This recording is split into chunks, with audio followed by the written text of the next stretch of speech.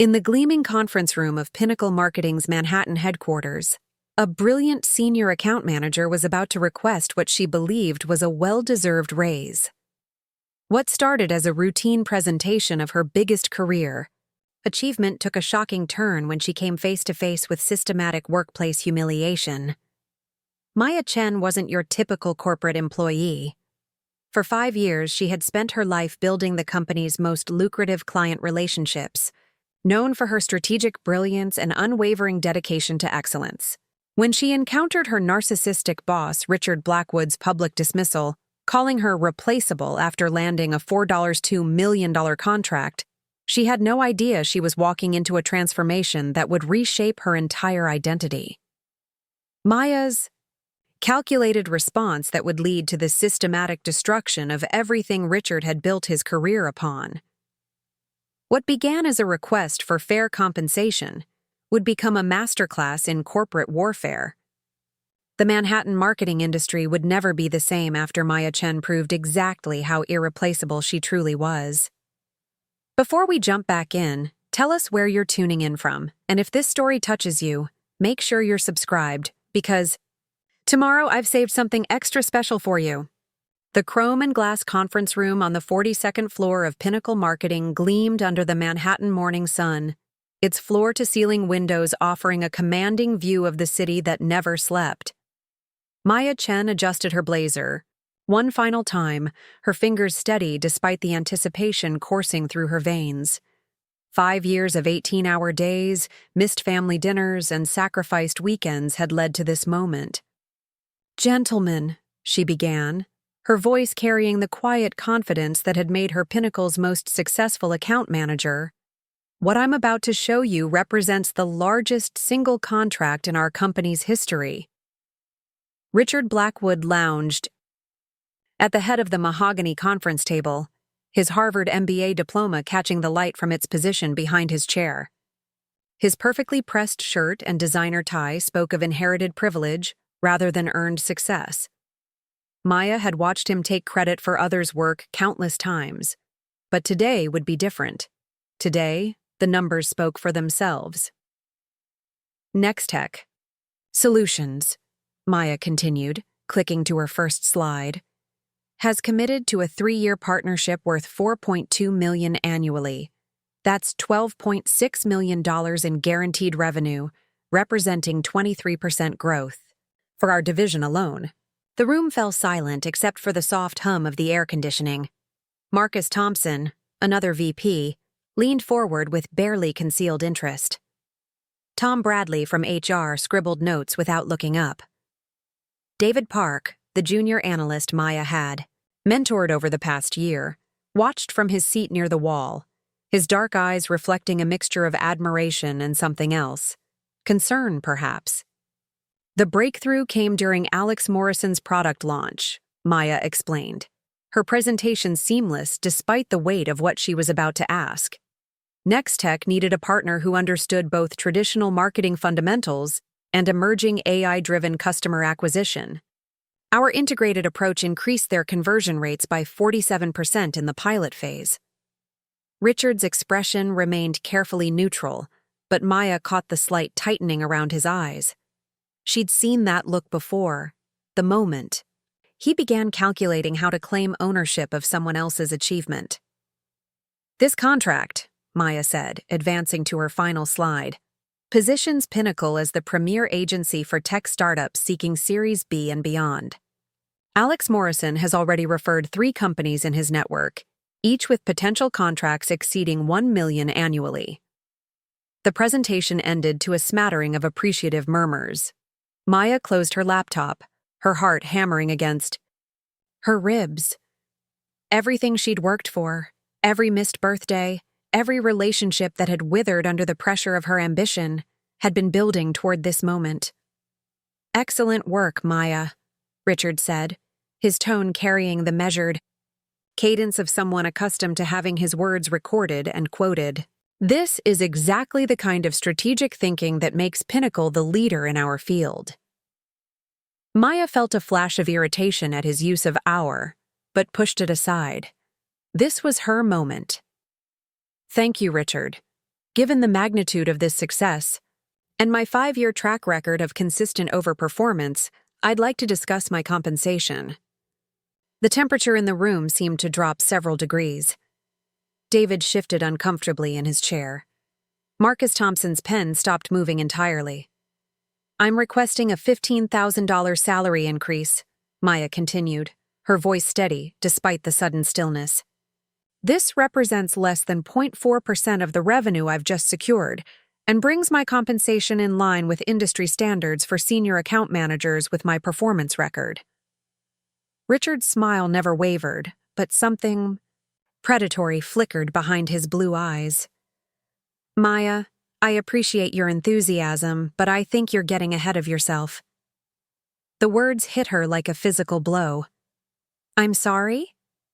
Well, Richard said, settling back in his chair with the casual confidence of someone who'd never had to fight for recognition. Let's look at this objectively.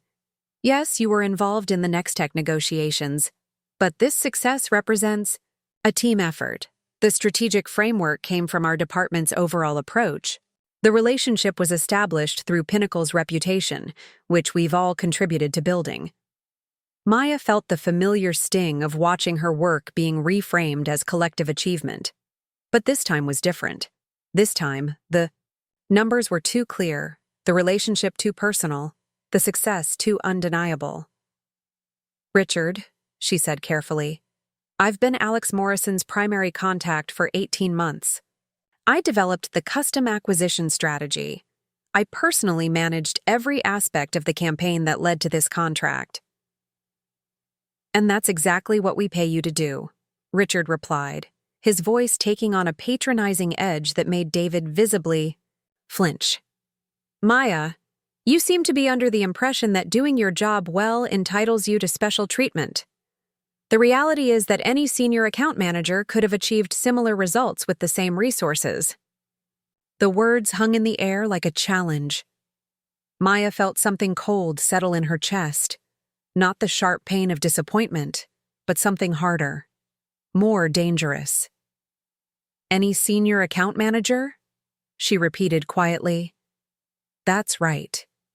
Richard's smile broadened as if he were explaining a simple concept to a child. You're a valuable member of the team, Maya, but you're not irreplaceable. None of us are. If you're feeling undervalued, perhaps you'd be happier exploring opportunities elsewhere. The threat was delivered with the casual cruelty of someone who'd never faced real consequences for his actions. Maya became acutely aware of every person in the room. Tom Bradley suddenly fascinated by his notepad, Marcus Thompson studying his manicured fingernails, David Park staring at Richard with barely concealed disgust. I see, Maya said, her voice betraying nothing of the earthquake happening inside her chest. Thank you for clarifying Pinnacle's position on merit-based compensation. I'm glad we understand each other, Richard said, already turning his attention to his phone. Now, I'd like to discuss the next steps for the Nextech relationship. Marcus, I think your team should take point on the implementation phase. Maya closed her laptop with deliberate precision. The click seemed unnaturally loud in the suddenly suffocating conference room. 5 years of exemplary performance, $12.6 million in guaranteed revenue. And she was replaceable. If you'll excuse me, she said, standing with the fluid grace that came from years of maintaining composure under pressure. I have some calls to make. She walked toward the door, her heels clicking against the polished marble with metronomic precision. Behind her, Richard was already explaining to Marcus how they would transition the Nextech account to more senior oversight. David caught up with her in the hallway, his face flushed with anger. Maya, that was exactly what I expected, she finished, though her hands trembled slightly as she pressed the elevator button. Thank you for the reality check, David. It's good to know where you stand. The elevator doors opened with a soft chime. Maya stepped inside, her reflection multiplied in the polished steel walls. A successful woman in an expensive suit who had just learned that success wasn't enough, would never be enough. As the doors closed, she caught one last glimpse of David's concerned face. The elevator began its descent, carrying her away from the gleaming conference room where she'd just watched 5 years of dedication get dismissed with the casual cruelty of inherited privilege.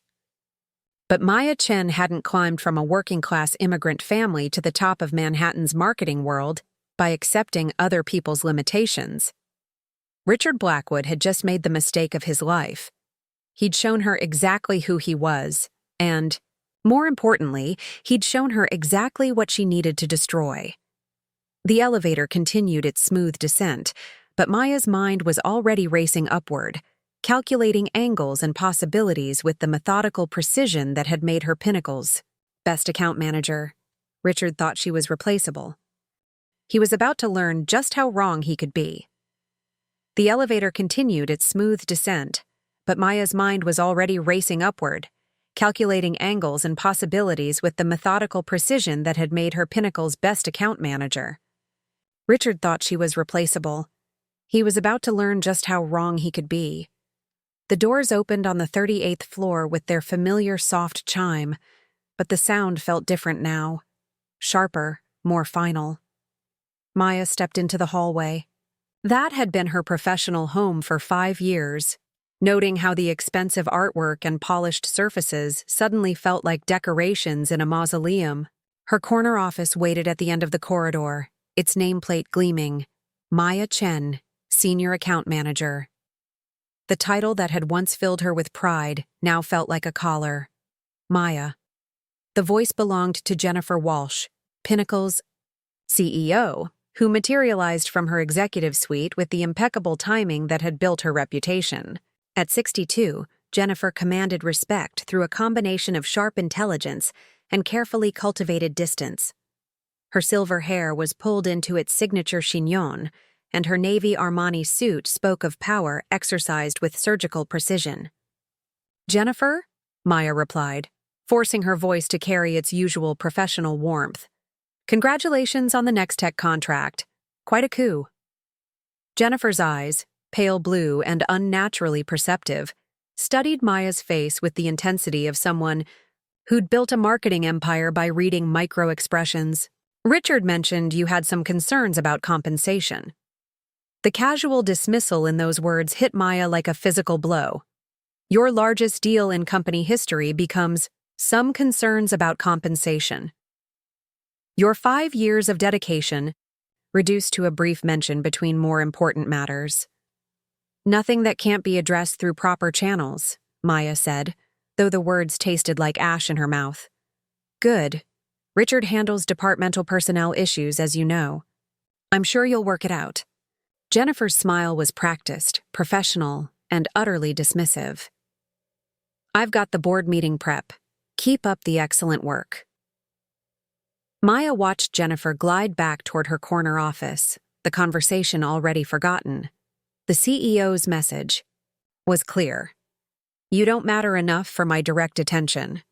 Work it out with Richard, the man who'd just called her replaceable in front of half the executive team." The walk to her office felt like swimming through thick amber. Colleagues she'd worked alongside for years offered congratulations on the Nextech deal, their voices carrying an odd undertone. Word traveled fast in Pinnacle's glass-walled ecosystem. They knew about the meeting. They knew about her humiliation. "Maya, that presentation was incredible," called out Sandra Martinez from the creative team. But Sandra's eyes didn't quite meet hers, and her smile faltered around the edges. "Amazing work," echoed Brian Chen from media planning, though he was already turning away before the words fully left his mouth. Maya recognized the signs. She'd seen them before when other ambitious colleagues had fallen from grace. The careful distance, the protective association. Nobody wanted to be standing too close when the axe fell. Only David Park seemed immune to the spreading toxin of corporate self-preservation. He appeared at her office door 20 minutes after. She'd settled behind her desk, his usually perfect hair disheveled as if he'd been running his hands through it. "Can I come in?" he asked, though he was already closing the door behind him. "Of course." Maya gestured to the chair across from her desk, the same chair where Alex Morrison had sat just 3 weeks ago. outlining his vision for Nextech's explosive growth. The irony wasn't lost on her. David sat forward, his elbows on his knees, his dark eyes burning with an intensity she'd rarely seen from the usually reserved analyst. That was bullshit, Maya. Complete and utter bullshit. Language, David, she said mildly, though something warm flickered in her chest at his loyalty. I'm serious. You single-handedly landed the biggest contract in company history, and Richard treated you like an intern asking for coffee money. David's voice carried an edge of anger that surprised them both. The way he talked to you, like you were some entry-level employee who didn't understand how the real world works. Maya studied his face, noting the flush across his cheekbones, the way his hands clenched and unclenched unconsciously.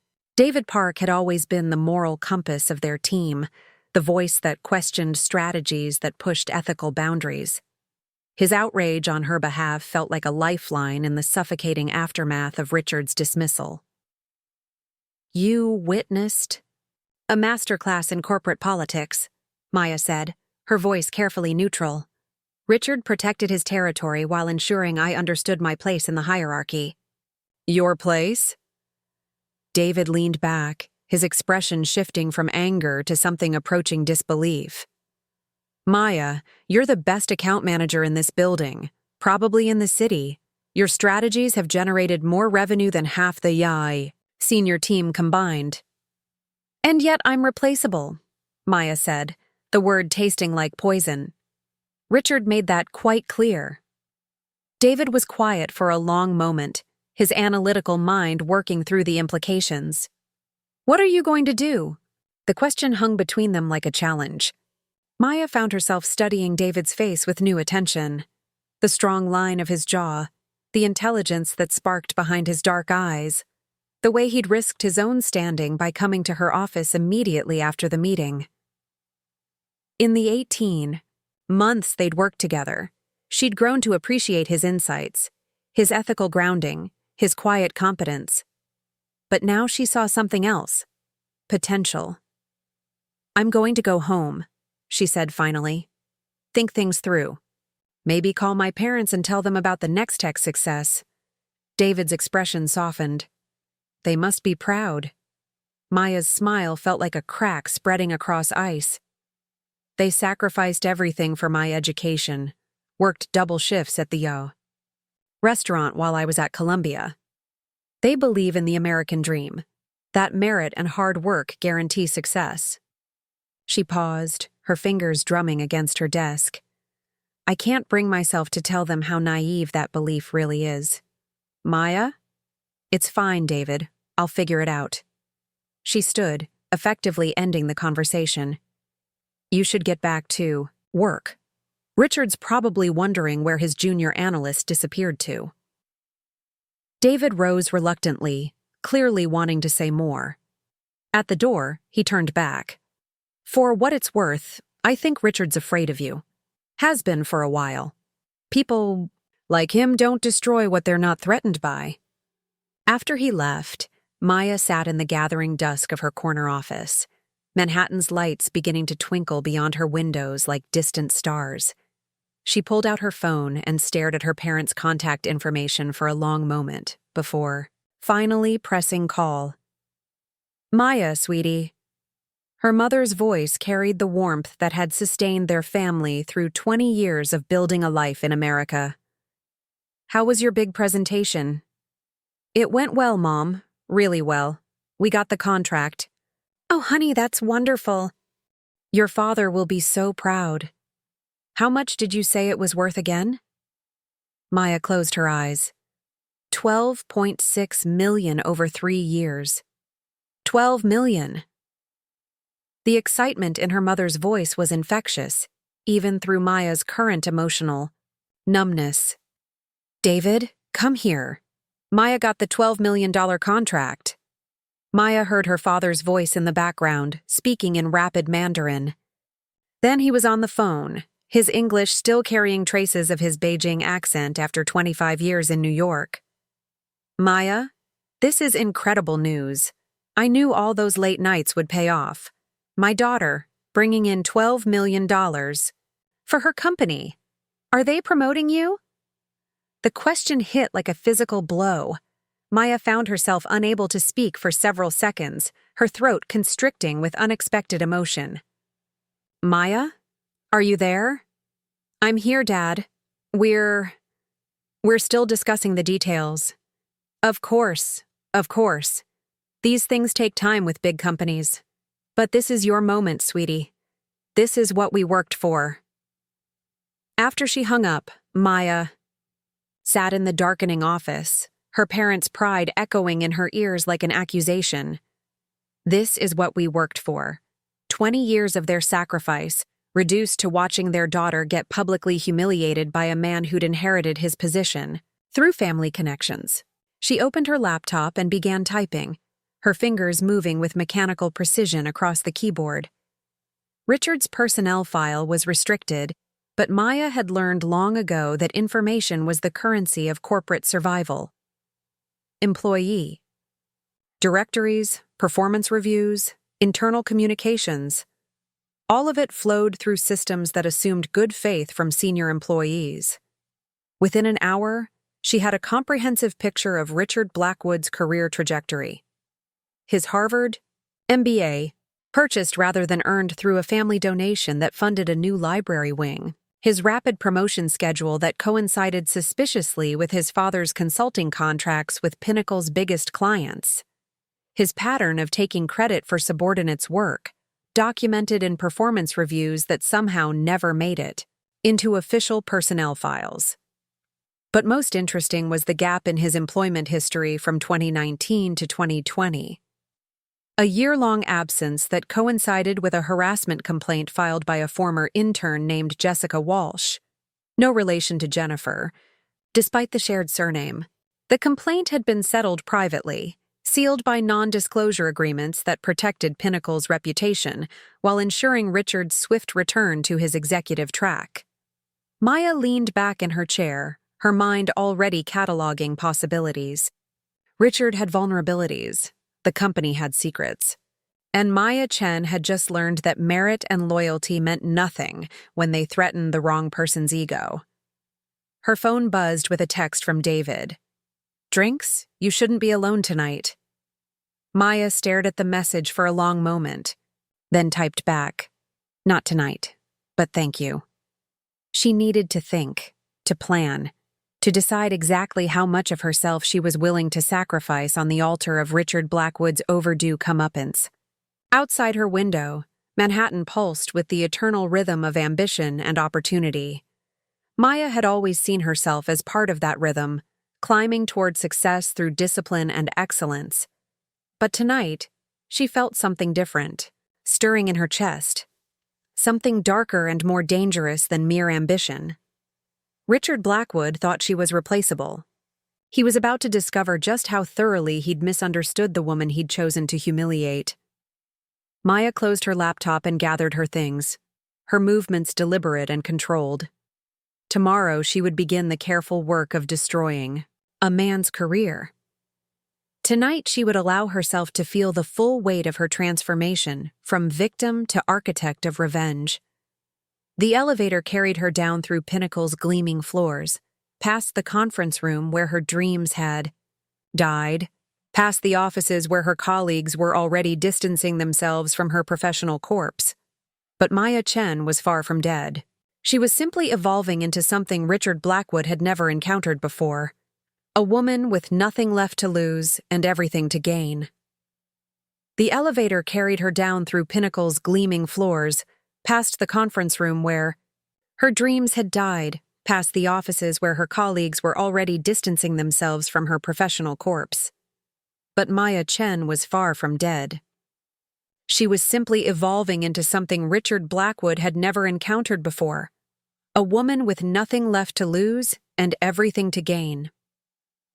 By 7 a.m. the next morning, Maya was already at her desk, her second cup of coffee cooling as she methodically reviewed 5 years of internal communications. The office was nearly empty at this hour, just the dedicated few who arrived early to gain an edge in the corporate battlefield. Maya had always been among them, But today, her motivation was different. Today, she was hunting.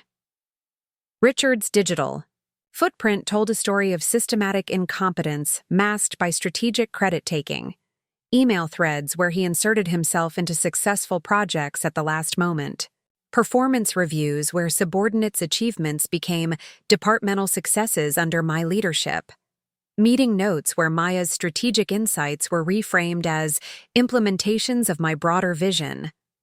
But it was the deleted messages that proved most illuminating.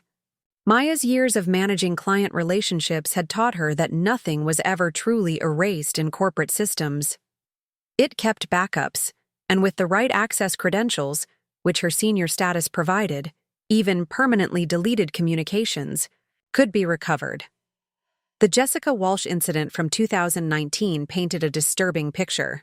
Richard's communications with the 23-year-old intern had started professionally, but quickly devolved into inappropriate comments about her appearance, invitations to working dinners at expensive restaurants, and increasingly aggressive pressure when she declined his advances. The final email in the chain, sent the day before Jessica's resignation, was particularly damning. Your future in this industry depends on understanding how professional relationships really work. Think carefully about whether you want to make this difficult for yourself. Maya printed the email chain, her hands steady despite the disgust churning in her stomach. Richard wasn't just incompetent, he was predatory, and Jessica Walsh wasn't his only victim. 3 other female employees had left the company during Richard's tenure, each departure preceded by similar patterns of inappropriate behavior that HR had systematically minimized and buried. Early morning research? Maya looked up to find David Park standing in her doorway, a steaming coffee cup in each hand. His usually perfect appearance was slightly rumpled, as if he'd slept poorly. "Coffee?" he offered, extending one of the cups. "Thought you might need the caffeine after yesterday." Maya accepted the coffee gratefully, noting how David's fingers lingered against hers for just a moment longer than necessary. In the harsh fluorescent lighting of the empty office, the concern in his dark eyes was unmistakable. "Thanks, you're up early." "Couldn't sleep." David settled into the chair across from her desk, the same chair where he'd raged about Richard's treatment of her just 12 hours earlier. "Kept thinking about what happened in that meeting, about what comes next." Maya studied his face, noting the tension around his eyes, the way his jaw clenched when he mentioned the meeting. David Park had always been the moral center of their team, the voice that questioned strategies that pushed ethical boundaries. His anger on her behalf felt genuine, but Maya had learned that genuine didn't always mean useful. "What comes next?" "I do my job," she said carefully. Richard made his position clear. "I'm a replaceable team member who should be grateful for the opportunity to implement his vision." "Bullshit," David said, his voice carrying the same edge of anger that had surprised them both yesterday. "You know that's not true. The question is what you're going to do about it." The directness of his challenge caught Maya off guard. She'd expected sympathy, perhaps advice about updating her resume or networking for other opportunities. Instead, David was pushing her toward something more decisive. "What would you do?" she asked, genuinely curious. David was quiet for a long moment, his analytical mind working through possibilities. "I'd document everything. Build a case. Show the pattern of Richard taking credit for other people's work." He paused, his voice dropping to barely above a whisper. "And I'd make sure Alex Morrison knew exactly who was responsible for Nextech's success." Maya felt something cold and sharp settle in her chest. David wasn't just offering emotional support. He was suggesting concrete steps toward revenge. The realization was both thrilling and unsettling. "That would be problematic for my career prospects." "Your career prospects are already problematic," David pointed out. "Richard made that clear yesterday. You can either accept his assessment and hope for incremental improvements, or you can take control of the narrative. Before Maya could respond, her phone buzzed with a text from an unknown number. Coffee? I think we should talk. Sarah Kim. Maya stared at the message, her pulse quickening. Sarah Kim had been her mentor during her first 2 years at Pinnacle, a brilliant strategist who'd left the company under mysterious circumstances in 2022. Maya had always suspected Sarah's departure wasn't entirely voluntary, but the details had been buried beneath layers of corporate discretion and carefully worded press releases about pursuing new opportunities. I need to step out, Maya told David, gathering her purse. Personal matter. David's expression shifted, disappointment flickering across his features. Maya, if you're thinking about doing something drastic, I'm thinking about having coffee with an old friend, Maya interrupted. Though her tone suggested the conversation was over, the cafe Sarah had chosen was deliberately neutral territory, a bustling Starbucks in Midtown, where corporate conversations could hide among the ambient noise of espresso machines and casual chatter. Maya spotted Sarah immediately, her former mentor's auburn hair now streaked with premature silver, her designer suit replaced by the more relaxed attire of someone who no longer had to project corporate authority. Maya. Sarah stood for an embrace that felt both familiar and foreign. You look tired. It's been an eventful week, Maya replied, settling into the chair across from Sarah. How did you? Word travels fast in our industry, especially when it involves someone getting publicly humiliated after landing a $12 million contract. Sarah's green eyes held a mixture of sympathy and something harder to identify. Richard always was a special kind of bastard. The bluntness of the statement surprised Maya. Sarah had always been diplomatically precise in her language, careful never to provide ammunition for corporate rivals. This new directness suggested someone who'd moved beyond caring about professional consequences. He called me replaceable, Maya said, the words still carrying their sting. Of course he did. Richard's entire career is built on making talented women feel replaceable while he takes credit for their work. Sarah leaned forward, her voice dropping to a more confidential tone. The question is whether you're going to accept his assessment or do something about it. Preparing and narrating this story took us a lot of time, so if you are enjoying it, subscribe to our channel. It means a lot to us. Now back to the story.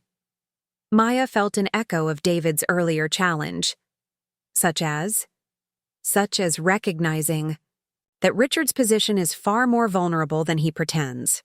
His father's consulting contracts with Pinnacle's clients dried up 2 years ago. His performance reviews are artificially inflated by Jennifer's desire to avoid acknowledging her hiring mistakes, and his personal life is collapsing in ways that make him increasingly desperate. The clinical precision of Sarah's analysis was both impressive and unsettling. You've been keeping tabs on him. I've been keeping tabs on the company that cost me 5 years of my career. Sarah's smile was sharp enough to cut glass.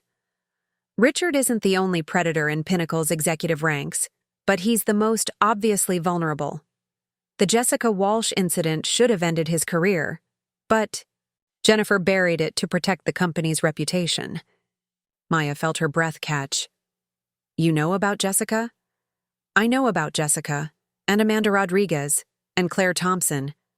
I know about the pattern of harassment that HR systematically covered up. I know about the NDAs and the sealed settlements, and the career destruction of women who dared to speak up. Sarah's voice carried a weight of accumulated anger. I also know that patterns like that don't just disappear. They escalate. The implication hung between them like a loaded weapon. Maya found herself thinking about Richard's increasingly aggressive behavior, his desperate need to assert dominance over anyone who threatened his position. Why are you telling me this? Sarah was quiet for a moment, studying Maya's face with the intensity of someone making a crucial assessment. Because you have something I didn't when I tried to fight. Back. You have the Next Tech relationship. Alex Morrison chose Pinnacle because of you specifically. That gives you leverage that most employees never have. Leverage for what?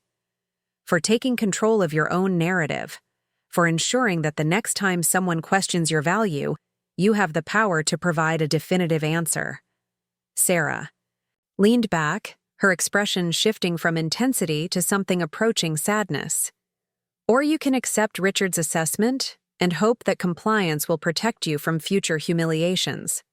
Maya thought about her parents' pride, about their belief in the American dream where merit and hard work guaranteed success. She thought about David's anger on her behalf, about the colleagues who were already distancing themselves from her perceived failure. She thought about 5 years of dedication reduced to being called replaceable by a man who'd inherited his position through family connections.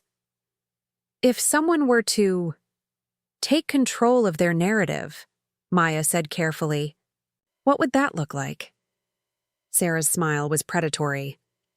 It would look like a very careful campaign to ensure that the right people understand exactly who's responsible for Pinnacle's recent success. It would look like documenting Richard's pattern of taking credit for others' work. And it would look like making sure that any future harassment complaints receive the attention they deserve, rather than being buried under corporate discretion. Maya felt something shift inside her chest, like a lock clicking open. That sounds like it could get complicated. The best strategies usually do, Sarah replied. But the alternative is accepting that your career will always be subject to the whims of men like Richard Blackwood. Men who see talented women as threats to be neutralized rather than assets. To be valued. They sat in silence for several minutes, the ambient noise of the cafe providing cover for Maya's racing thoughts. Sarah's proposal wasn't just about fighting back against Richard's dismissal. It was about fundamentally altering the power dynamics that had governed Maya's professional life. I'll need to think about it, Maya said finally. Of course, but don't think too long. Richard's already working to marginalize your role in the next tech success. Every day you wait is another day he consolidates his version of events. Sarah stood, gathering her purse with practiced efficiency. My consulting firm could use someone with your client relationship skills if you decide you're interested in a different kind of career path. After Sarah left, Maya remained at the small table, her coffee growing cold as she processed the conversation. Sarah had offered her a roadmap for revenge, complete with intelligence about Richard's vulnerabilities and suggestions for exploiting them. But she'd also offered something potentially more valuable, an escape route that didn't require destroying anyone to achieve. Maya's phone buzzed with another text from David. Everything okay? Richard's been asking about your whereabouts. The message crystallized her situation with uncomfortable clarity. Richard was already monitoring her movements, already positioning her as someone whose activities required oversight. The power dynamic he'd established yesterday was being reinforced through surveillance and subtle intimidation. Maya typed back, "On my way in. We should talk." As she walked back toward Pinnacle's gleaming tower, Maya found herself studying her reflection in store windows and building facades. The woman looking back at her appeared composed, professional, unchanged. But something fundamental had shifted during her conversation with Sarah Kim. The woman in the reflection had options now. Dangerous options that required careful consideration of exactly how much of herself she was willing to sacrifice for the satisfaction of watching Richard Blackwood's career burn. By the time she reached Pinnacle's lobby, Maya had made her first decision. She was going to document everything, build an airtight case against Richard's pattern of abuse and incompetence. Whether she used that documentation for revenge or simply as insurance against future humiliations remained to be determined. But Richard Blackwood had made a critical error in judgment. He'd assumed that humiliating Maya Chen would break her spirit and ensure her compliance. Instead, he'd simply provided her with the motivation to begin dismantling his carefully constructed facade of competence and respectability.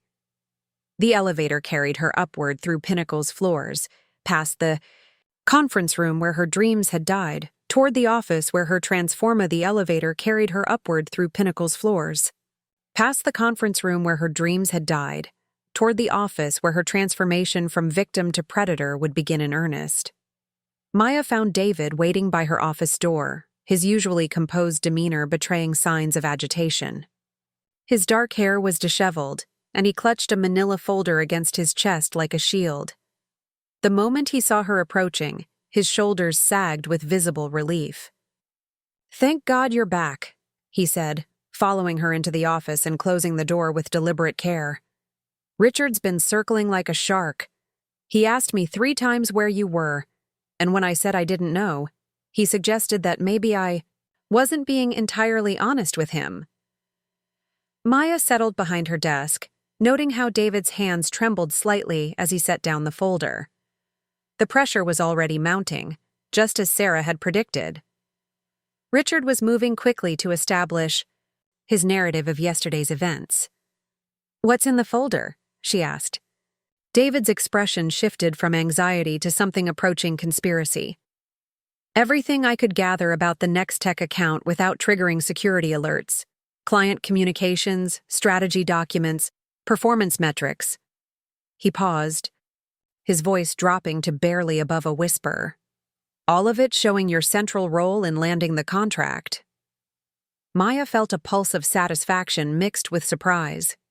David wasn't just offering emotional support, he was taking concrete steps to help her build a case. The realization forced her to reassess her quiet, ethically minded colleague.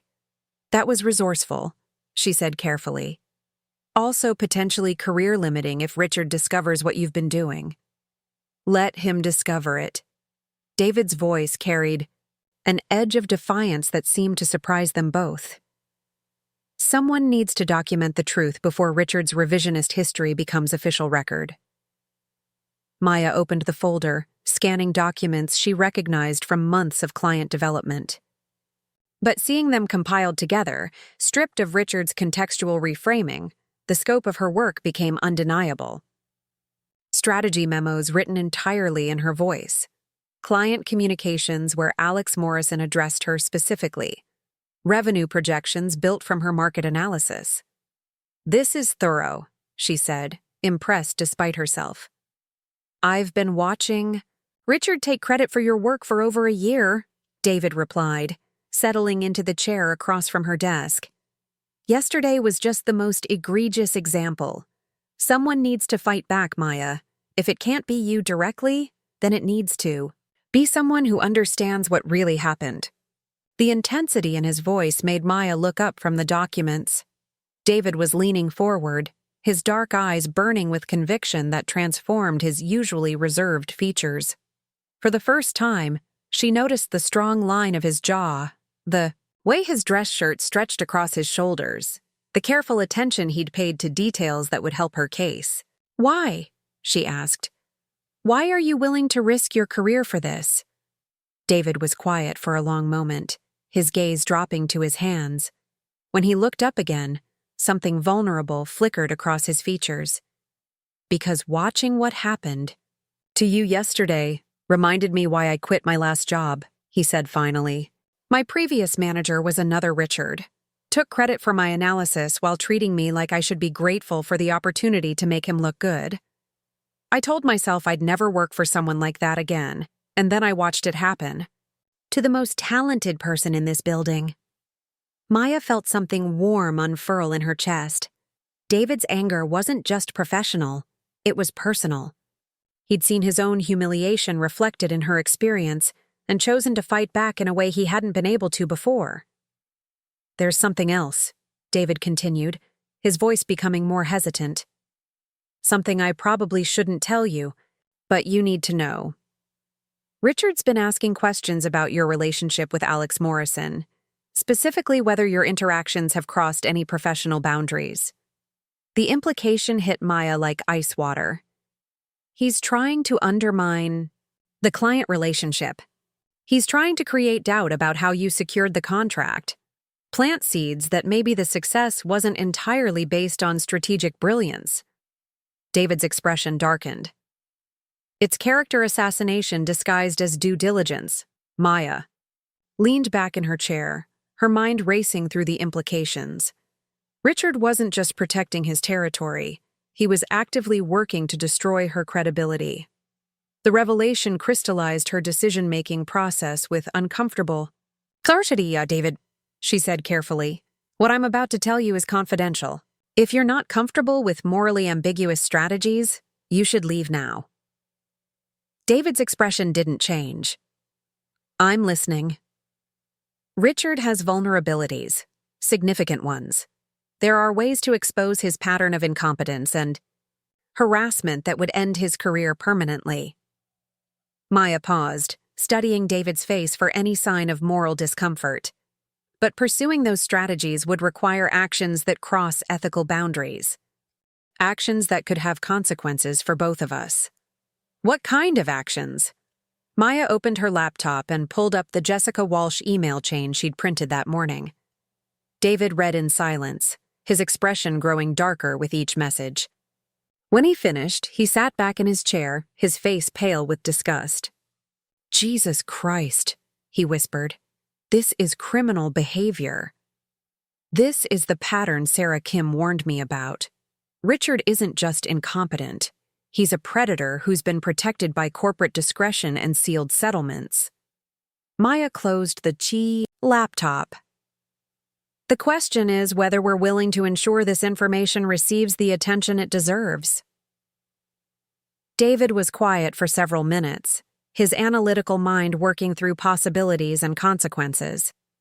Maya watched the internal struggle play out across his features, the idealistic young professional wrestling with the pragmatic realities of corporate warfare. What would exposing this information accomplish? He asked finally. It would end Richard's career, permanently. And it would create opportunities for people who actually deserve them. Maya leaned forward. But it would also mean actively working to destroy another human being's livelihood. That's not a decision anyone should make lightly. A human being who systematically abused his position to exploit vulnerable women, David pointed out. A human being who yesterday humiliated you for having the audacity to request fair compensation for landing the biggest contract in company history. Maya felt a spark of satisfaction at the anger in David's voice. His moral compass was shifting, adapting to realities that his idealistic worldview hadn't previously accommodated. If we did this, David continued, how would it work? Carefully, methodically, and with absolute deniability. Maya pulled out her phone and scrolled to a contact she'd added that morning. I'm having dinner with my sister tonight. You should join us. David's expression shifted to confusion. Your sister? Lisa Chen, social worker, advocate for workplace harassment victims, someone who would be very interested in hearing about patterns of abuse that have been systematically covered up by corporate HR departments.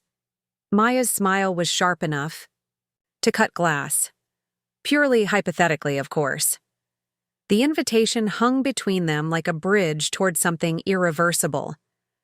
Maya watched David process the implications, noting how his initial moral hesitation was giving way to strategic thinking. Purely hypothetically, he repeated slowly. Purely hypothetically, Maya confirmed. Lisa works with victims' rights organizations. She understands how NDAs and sealed settlements can be challenged when they're used to cover up ongoing criminal behavior. She also understands how information can be leaked through channels that protect the sources while ensuring maximum impact. David nodded slowly, his decision crystallizing across his features. What time is dinner? That evening, Maya led David through the familiar chaos of Chinatown toward the small restaurant where her family had built their American dream. Chen's garden occupied a narrow storefront between a bakery and an electronics shop, its red and gold decor unchanged since her parents had opened it 23 years earlier. The familiar scents of garlic and ginger provided a comforting contrast to the sterile corporate environment they'd left behind. Lisa Chen was already seated at their usual corner table, her social worker's wardrobe of practical clothing and minimal makeup a deliberate contrast to Maya's corporate armor. At 28, Lisa had chosen a path of service over ambition, dedicating her career to helping victims of domestic violence and workplace harassment navigate systems designed to silence them. Maya! Lisa stood for an embrace that felt like coming home. And you must be David. Maya's told me so much about you. David's handshake was firm, his smile genuine despite the undercurrent of nervousness Maya could detect in his posture. Thank you for including me. Maya's mentioned how proud she is of your work. As they settled around the table, Maya studied the dynamic between her sister and David. Lisa's warmth was immediate and authentic, her questions about David's background revealing genuine interest rather than polite conversation. David, in turn, seemed to relax in Lisa's presence, his usual professional reserve giving way to something more natural. So, Lisa said after they'd ordered, Maya mentioned you work together at Pinnacle. She's always been very private about office politics, but I get the sense there's been some drama lately. Maya felt David's quick glance in her direction. This was the moment of truth, the point where their casual dinner would either remain social or become something more calculated. Yeah, there's been some tension with management, Maya said carefully. David witnessed some behavior that we found concerning. Lisa's expression shifted to professional attention. As someone who'd spent 5 years helping harassment victims navigate hostile work environments, she recognized coded language when she heard it. Concerning how? She asked. David cleared his throat, his voice steady despite the magnitude of what he was about to reveal. We discovered evidence that a senior executive has been systematically harassing female employees. The company's been covering it up through NDAs and financial settlements. Lisa leaned forward, her social worker instincts fully engaged. How recent is this pattern? Ongoing, Maya replied. With evidence going back at least 5 years.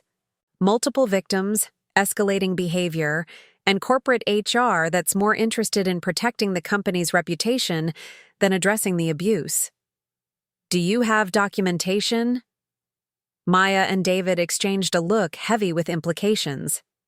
This was the point of no return, the moment where their hypothetical discussion became concrete conspiracy.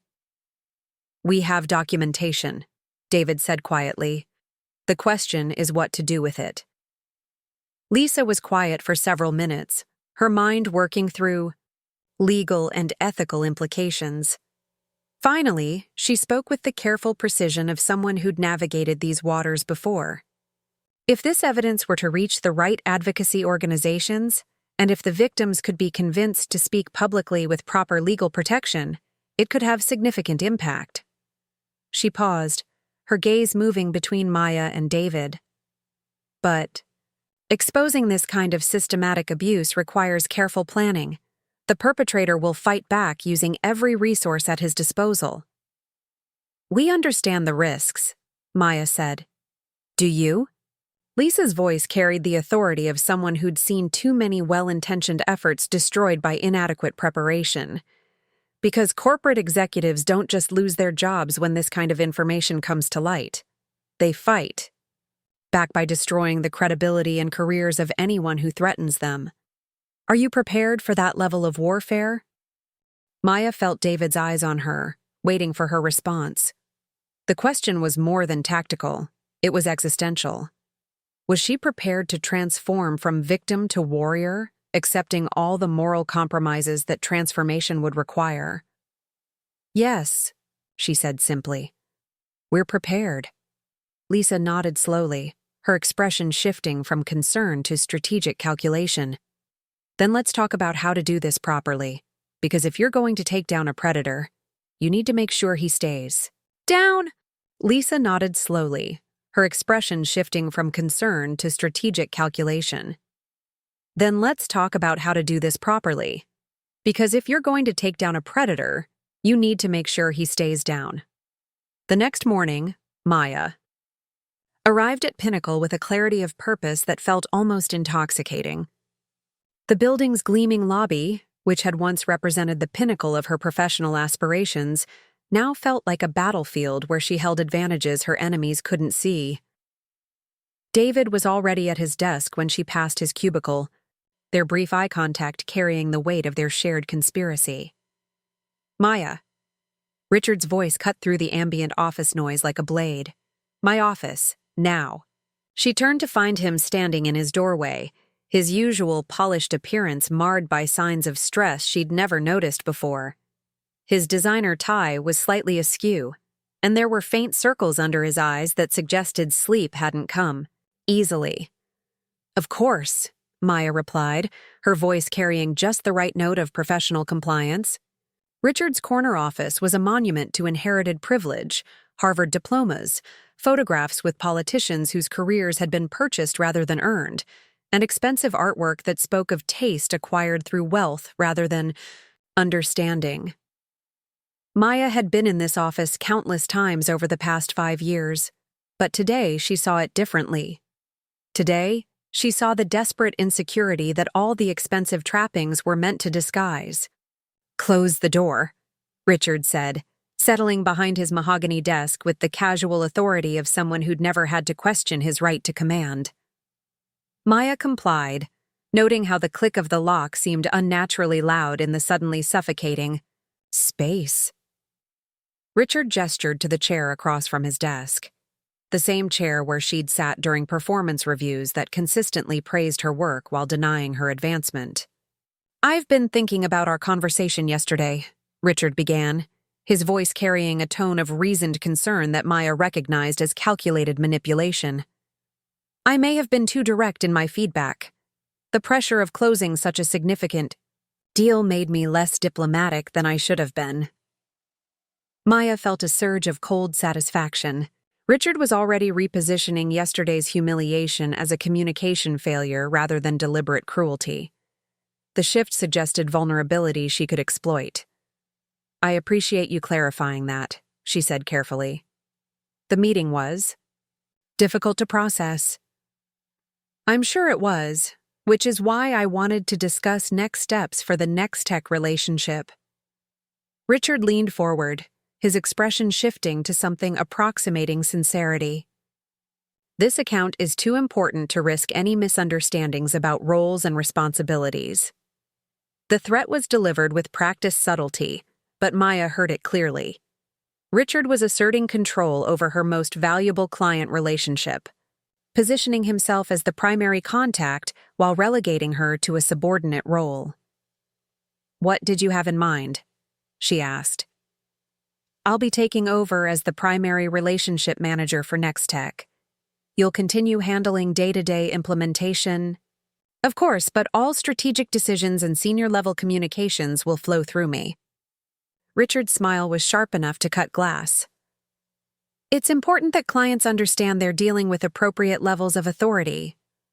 Maya nodded slowly, her mind racing through implications while her expression remained professionally neutral. Richard was making exactly the kind of aggressive move Sarah Kim had predicted, consolidating control while she was still reeling from yesterday's humiliation. "I understand," she said. "When would you like to transition the relationship?" "Alex Morrison and I have a lunch meeting scheduled for Thursday. I'll explain the new structure then." Richard leaned back, clearly pleased with his strategic maneuvering. "You'll attend, of course, to ensure smooth continuity." Maya felt something cold and sharp settle in her chest. Richard was planning to ambush Alex Morrison with a relationship transition that Alex had never requested or approved. The arrogance was breathtaking and potentially devastating to his carefully constructed facade of competence. "Alex can be particular about changes to established processes," Maya said carefully. "He values consistency in his partnerships. I'm sure he'll appreciate working with someone at the appropriate executive level," Richard replied, his tone suggesting the conversation was over. Successful entrepreneurs understand hierarchy. After leaving Richard's office, Maya made her way to the break room, her mind cataloging every detail of their conversation. Richard's plan was aggressive but clumsy, exactly the kind of overreach that could be turned against him with proper preparation. How did it go? David appeared beside her as she poured coffee, his voice low enough to avoid attracting attention from the scattered colleagues grabbing afternoon caffeine. He's making his move on Nextech, Maya replied quietly. Lunch meeting with Alex on Thursday to transition primary relationship management. David's expression darkened. Alex didn't request that transition. Alex doesn't know about it yet. Richard's planning to present it as a fait accompli. Maya stirred her coffee with deliberate calm. He's assuming Alex will accept the change, because successful entrepreneurs understand hierarchy. That's incredibly arrogant. That's incredibly useful, Maya corrected. Richard's about to demonstrate his fundamental misunderstanding of client relationship management to the one person whose opinion could destroy his career. They walked back toward Maya's office, maintaining the casual pace of colleagues discussing routine business matters.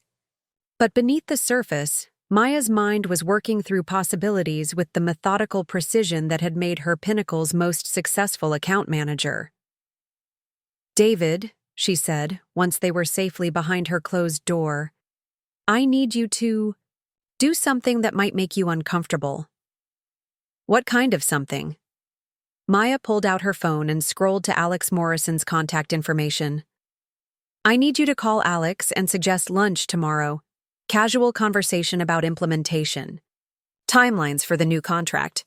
Nothing that would trigger suspicion from Richard or his allies. David's expression shifted to concern. What aren't you telling me? I'm telling you that Alex Morrison is about to receive a very unpleasant surprise on Thursday, and we have 48 hours to ensure he's properly prepared for it. Maya's smile was predatory. Richard's assuming Alex will accept his authority because he's never bothered to understand how Alex actually makes decisions. That ignorance is about to become catastrophically expensive. David nodded slowly, his moral compass recalibrating to accommodate increasingly aggressive tactics. What do I tell Alex about why I'm calling? Tell him you're conducting routine follow-up on client satisfaction metrics. Ask about his experience with Pinnacle's service delivery, whether he has any concerns about communication protocols, that sort of thing. Maya paused, her voice dropping to barely above a whisper. And if he happens to mention how much he values his current working relationship with the team, make sure to note that in your follow-up report. The follow-up report that Richard will see. The follow-up report that Richard will see, Maya confirmed. That evening, Maya sat in her apartment's home office, surrounded by documents that painted a comprehensive picture of Richard Blackwood's professional incompetence and personal vulnerabilities. The evidence Sarah Kim had hinted at was even more damning than Maya had initially realized. Richard's pattern of harassment wasn't just criminal, it was escalating in ways that suggested desperation born of increasing professional pressure. Her phone buzzed with a text from David. Lunch confirmed for tomorrow.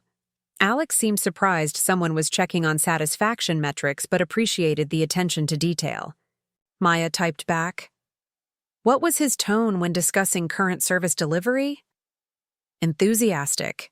Specifically mentioned how much he values working with people who understand his business model. Said continuity is crucial for startup scaling. This quickly. Maya smiled, her fingers moving across the keyboard with predatory precision. Document everything in your follow-up report. Be thorough about his emphasis on continuity and established relationships. Already drafted. Richard will have it first thing Thursday morning. Perfect. Maya set down her phone and opened her laptop, pulling up the detailed dossier she'd compiled on Richard's vulnerabilities. His marriage was indeed failing. Divorce papers had been filed and withdrawn 3 times in the past 18 months.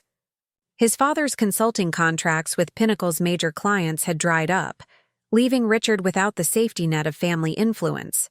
And most critically, his performance metrics showed a consistent pattern of declining results that he'd been masking through increasingly aggressive credit-taking from subordinates' work. But it was the Jessica Walsh incident that provided the most useful leverage. Maya had spent hours researching the sealed settlement, following digital breadcrumbs through court records and corporate filings. The NDA that protected Richard also protected Pinnacle, but it couldn't prevent Jessica from speaking to journalists or advocacy organizations if she chose to break her silence. Maya opened a new browser window and began researching investigative reporters who specialized in corporate harassment scandals. Lisa's contacts in the victims' rights community had provided several names, but Maya wanted to understand each journalist's methodology and track record before making contact. Her phone rang, interrupting her research. The caller ID showed her parents' number. "Hi, Mom." "Maya, sweetie, your father and I have been talking about your big contract. We're so proud of what you've accomplished." Her mother's voice carried the warmth that had sustained their family through 20 years of building a life in America. "When do you think you'll hear about your promotion?" Maya closed her eyes, feeling the familiar weight of her parents' expectations. They believed in the American dream where merit and hard work guaranteed success. Their pride in her achievements made Richard's dismissal feel like a betrayal, not just of her efforts, but of their sacrifices. "These things take time with big companies, Mom. There are processes that have to be followed." Of course. But surely they recognize what you've done for them. $12 million. That's more money than your father and I will see in our entire lives. Maya felt something cold and hard crystallize in her chest. Her parents had sacrificed everything for her education, working double shifts at the restaurant while she attended Columbia Business School. They'd believed, that their daughter's success would validate their faith in American opportunity. Richard's casual dismissal of her achievements wasn't just professional humiliation. It was a betrayal of everything her family had worked to accomplish. "I'll keep you posted on any developments," Maya said, her voice steady despite the fury building in her chest. After hanging up, Maya returned to her research with renewed focus. Richard Blackwood had made the mistake of humiliating a woman whose entire family had staked their dreams on her success. He'd dismissed someone whose parents had sacrificed everything for the belief that merit would be rewarded in America. That level of personal investment created a dangerous opponent, someone with nothing left to lose and everything to fight for. Maya's phone buzzed with another text from David. "Are you sure about this?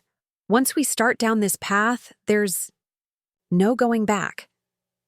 Maya stared at the message for a long moment, then typed her response with deliberate precision. "Richard made this choice when he decided I was replaceable. Now he gets to learn what replacement actually looks like." She hit send and returned to her research, her mind already moving through the careful steps that would transform Richard's overconfidence into his career's death sentence. Thursday's lunch meeting would be the beginning of his end, but the foundation for his destruction was being laid right now, one documented vulnerability at a time. Outside her apartment window, Manhattan pulsed with the eternal rhythm of ambition and opportunity. But tonight, Maya Chen was no longer just another ambitious professional climbing toward success. Tonight, she was something far more dangerous. A woman with a plan, the skills to execute it, and absolutely nothing left to lose. Richard Blackwood thought he'd put her in her place. Instead, he'd simply shown her exactly where his weaknesses lay. And Maya Chen had always been exceptionally good at exploiting weaknesses. Richard Blackwood thought he'd put her in her place. Instead, he'd simply shown her exactly where his weaknesses lay. And Maya Chen had always been exceptionally good at exploiting weaknesses. Thursday morning arrived with the kind of crisp October clarity that made Manhattan's skyline look like a promise of infinite possibility. Maya sat in her office, reviewing David's meticulously documented follow-up report on Alex Morrison's satisfaction metrics. Every word had been carefully chosen to highlight Alex's emphasis on continuity and established relationships while maintaining the appearance of routine client service assessment. "Maya." David appeared in her doorway, his face pale, with barely controlled anxiety. "Richard just read my report." He looked unsettled. "Good," Maya replied, her voice carrying a calm that belied the adrenaline coursing through her system. Doubt is a dangerous emotion for someone planning an ambush. Are you sure Alex will react the way you're expecting? What if he just accepts Richard's authority and moves on? Maya turned her laptop screen toward David, displaying the email Alex had sent her at 6:47 that morning. Looking forward to our regular strategy session next week. Your insights on market positioning have been invaluable for our growth trajectory. Hope Pinnacle appreciates what they have in you. Alex Morrison built his reputation by identifying authentic partnerships and discarding fake ones, Maya said. Richard's about to discover which category he falls into. At 11:30 a.m., Maya watched through her office window as Richard emerged from the elevator, his usually immaculate appearance showing signs of stress. His expensive suit was wrinkled, and he clutched his phone with the white-knuckled grip of someone receiving unwelcome news. Maya had been monitoring industry gossip through her network of contacts, and the whispers were already beginning. Richard's aggressive positioning with other clients was creating ripples of discontent that savvy observers were starting to notice. Maya's phone buzzed with a text from an unknown number. It's time. Jessica Walsh has agreed to speak with a, reporter. Meeting set for Saturday morning. Maya felt her pulse quicken. Sarah Kim's contacts in the victims' advocacy community had finally convinced Jessica to break her silence. The Jessica Walsh incident was about to become public knowledge, but the timing needed to be perfect. Richard's lunch with Alex Morrison would provide the immediate catalyst, while Jessica's revelation would ensure there was no path back to respectability. Maya? David's voice carried a note of concern that made her look up from her phone. You look like you just received significant news. I did, Maya said, her voice barely above a whisper.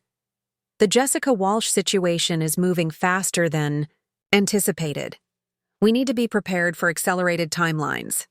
David's expression shifted from concern to something approaching fear.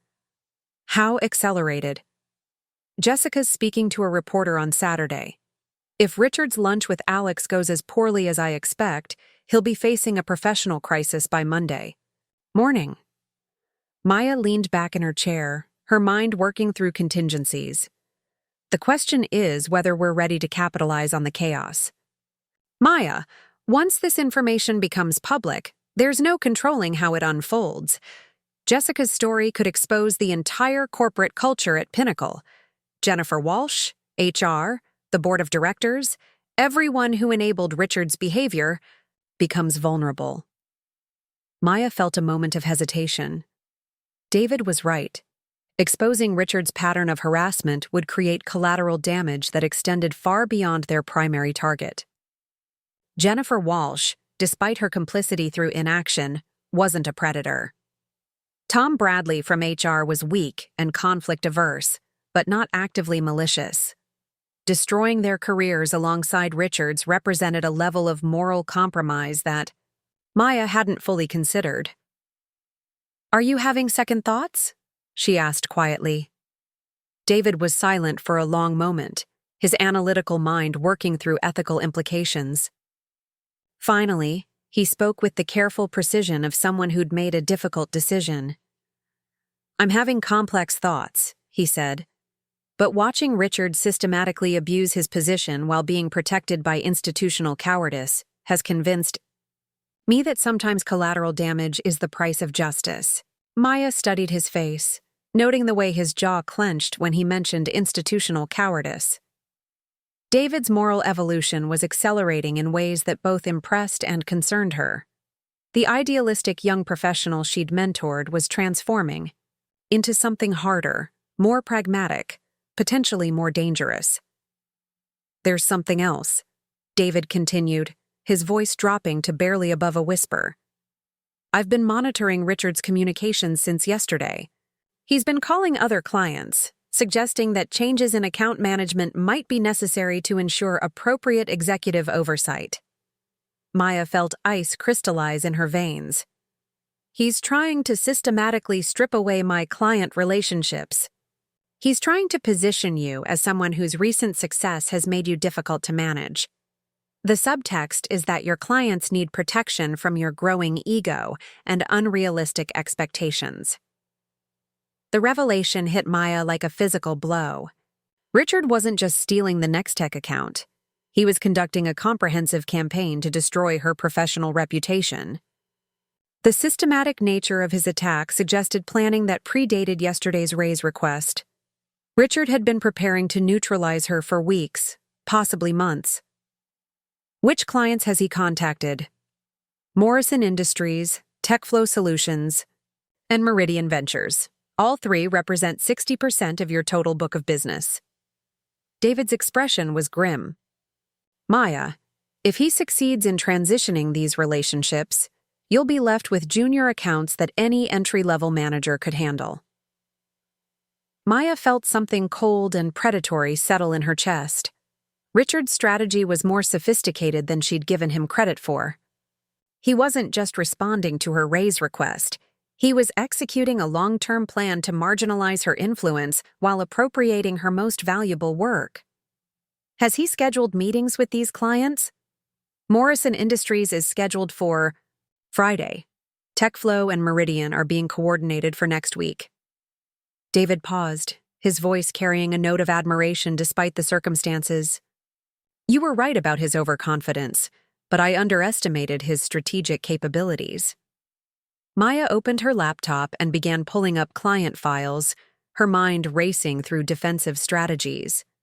Richard's comprehensive attack required an equally comprehensive response, but the timeline was now compressed in ways that left little room for subtle maneuvering. David, I need you to do something that will definitely cross ethical boundaries, she said without looking up from her screen. What kind of something? I need you to access Richard's calendar and email communications. Find out exactly what he's planning to tell these clients when he's meeting with them, and what kind of backup materials he's preparing. Maya's fingers moved across the keyboard with predatory precision.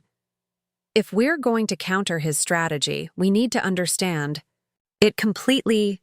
David was quiet for several minutes, his internal struggle visible across his features. Finally, he nodded with the resigned determination of someone crossing a line they'd never imagined approaching. I'll need your senior access credentials to bypass security protocols. Done. Maya pulled out a piece of paper and wrote down her login information with steady hands. David, once you access this information, you become complicit in corporate espionage. Are you certain you want to take this step? I'm certain Richard needs to be stopped, David replied, his voice carrying a hardness she'd never heard before. The method is secondary to the objective. After David left to begin his reconnaissance mission, Maya sat alone in her office, processing the magnitude of what they were about to undertake. Richard's systematic attack on her client relationships had transformed their conflict from personal revenge into professional survival. The stakes were no longer about justice or moral satisfaction. They were about preserving everything she'd worked to build over 5 years of relentless dedication. Her phone rang, interrupting her strategic planning. The caller ID showed Jennifer, Walsh's direct line. Maya, could you come to my office? There's something we need to discuss. The tone was carefully neutral, but Maya detected an undercurrent of tension that suggested unwelcome news. She gathered her materials and made her way to Jennifer's corner office, noting how the executive assistant's usual friendly greeting was replaced by professional distance. Jennifer's office was a monument to self-made success. Diplomas from state schools rather than Ivy League institutions, photographs with genuinely earned achievements rather than purchased access, and artwork that spoke of personal taste rather than inherited privilege. Maya had always respected Jennifer's background, which made her complicity in Richard's behavior more disappointing than malicious. Close the door, Jennifer said, her tone carrying the weary authority of someone who'd spent 30 years navigating corporate politics. Maya complied, settling into the chair across from Jennifer's desk with the controlled composure that had served her well in countless difficult conversations. I've been hearing concerning reports about tension in Richard's department.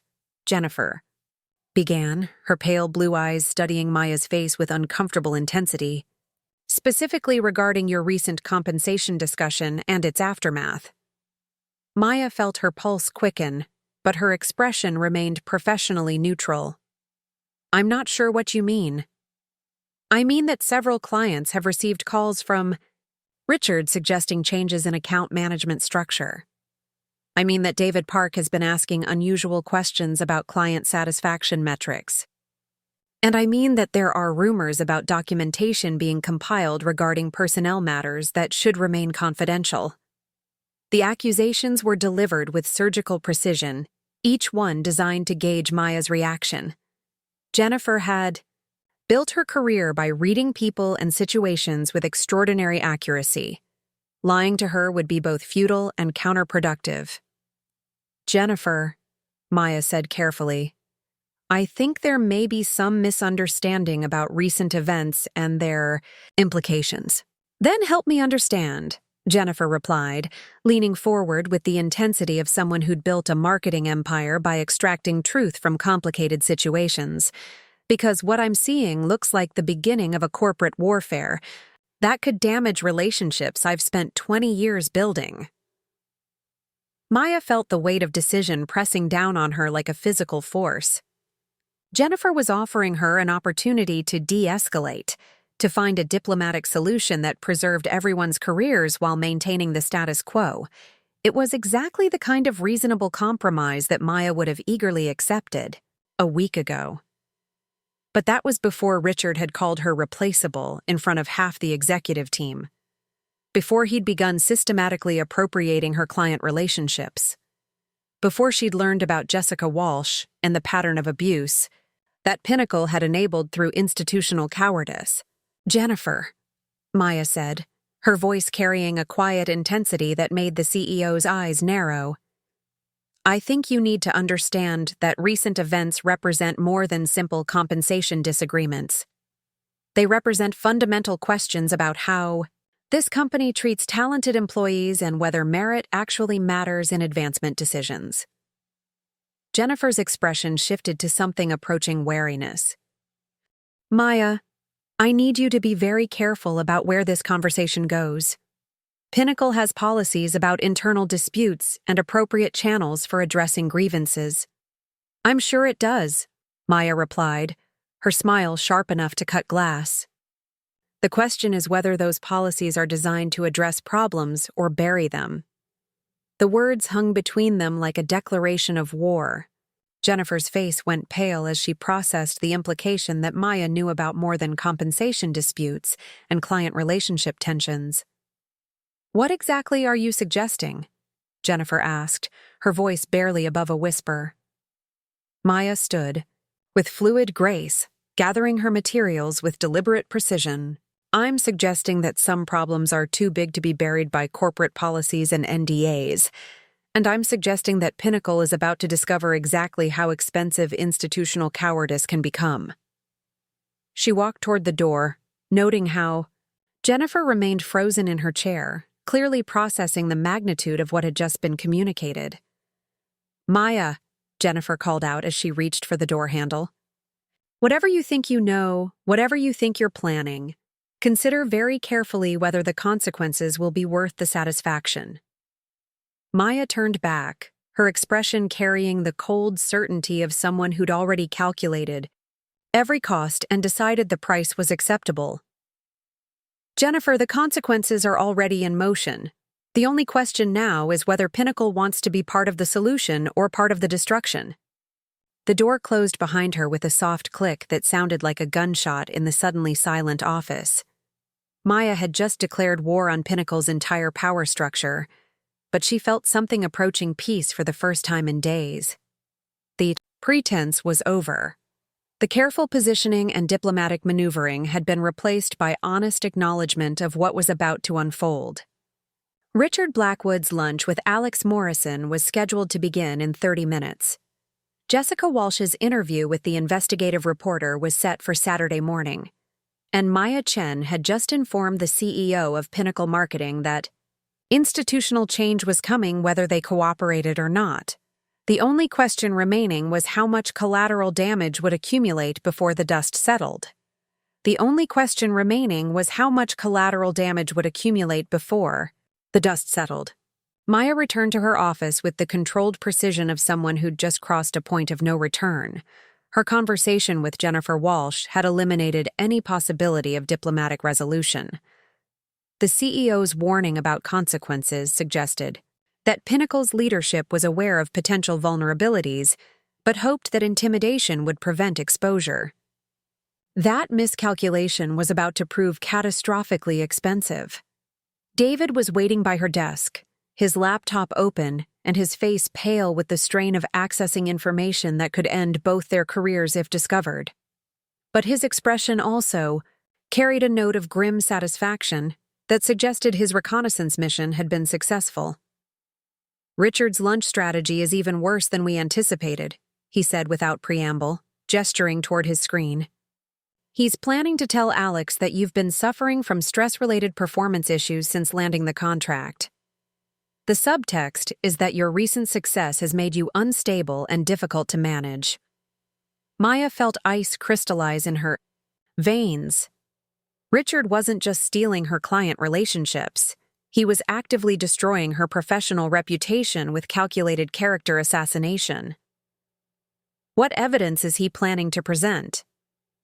Fabricated email chains where you allegedly made unreasonable demands of support staff, performance concerns that exist nowhere in your official reviews, and a psychological profile suggesting that high-achieving women often struggle with the pressure of major successes.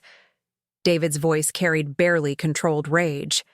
"Maya, he's not just trying to steal your clients. He's trying to ensure you never work in this industry again." The revelation hit Maya like a physical blow. Richard's strategy was more sophisticated and more malicious than she'd given him credit for. He'd constructed an elaborate fiction designed to transform her greatest professional achievement into evidence of psychological instability. Does Alex know about the lunch agenda? Richard's keeping it deliberately vague.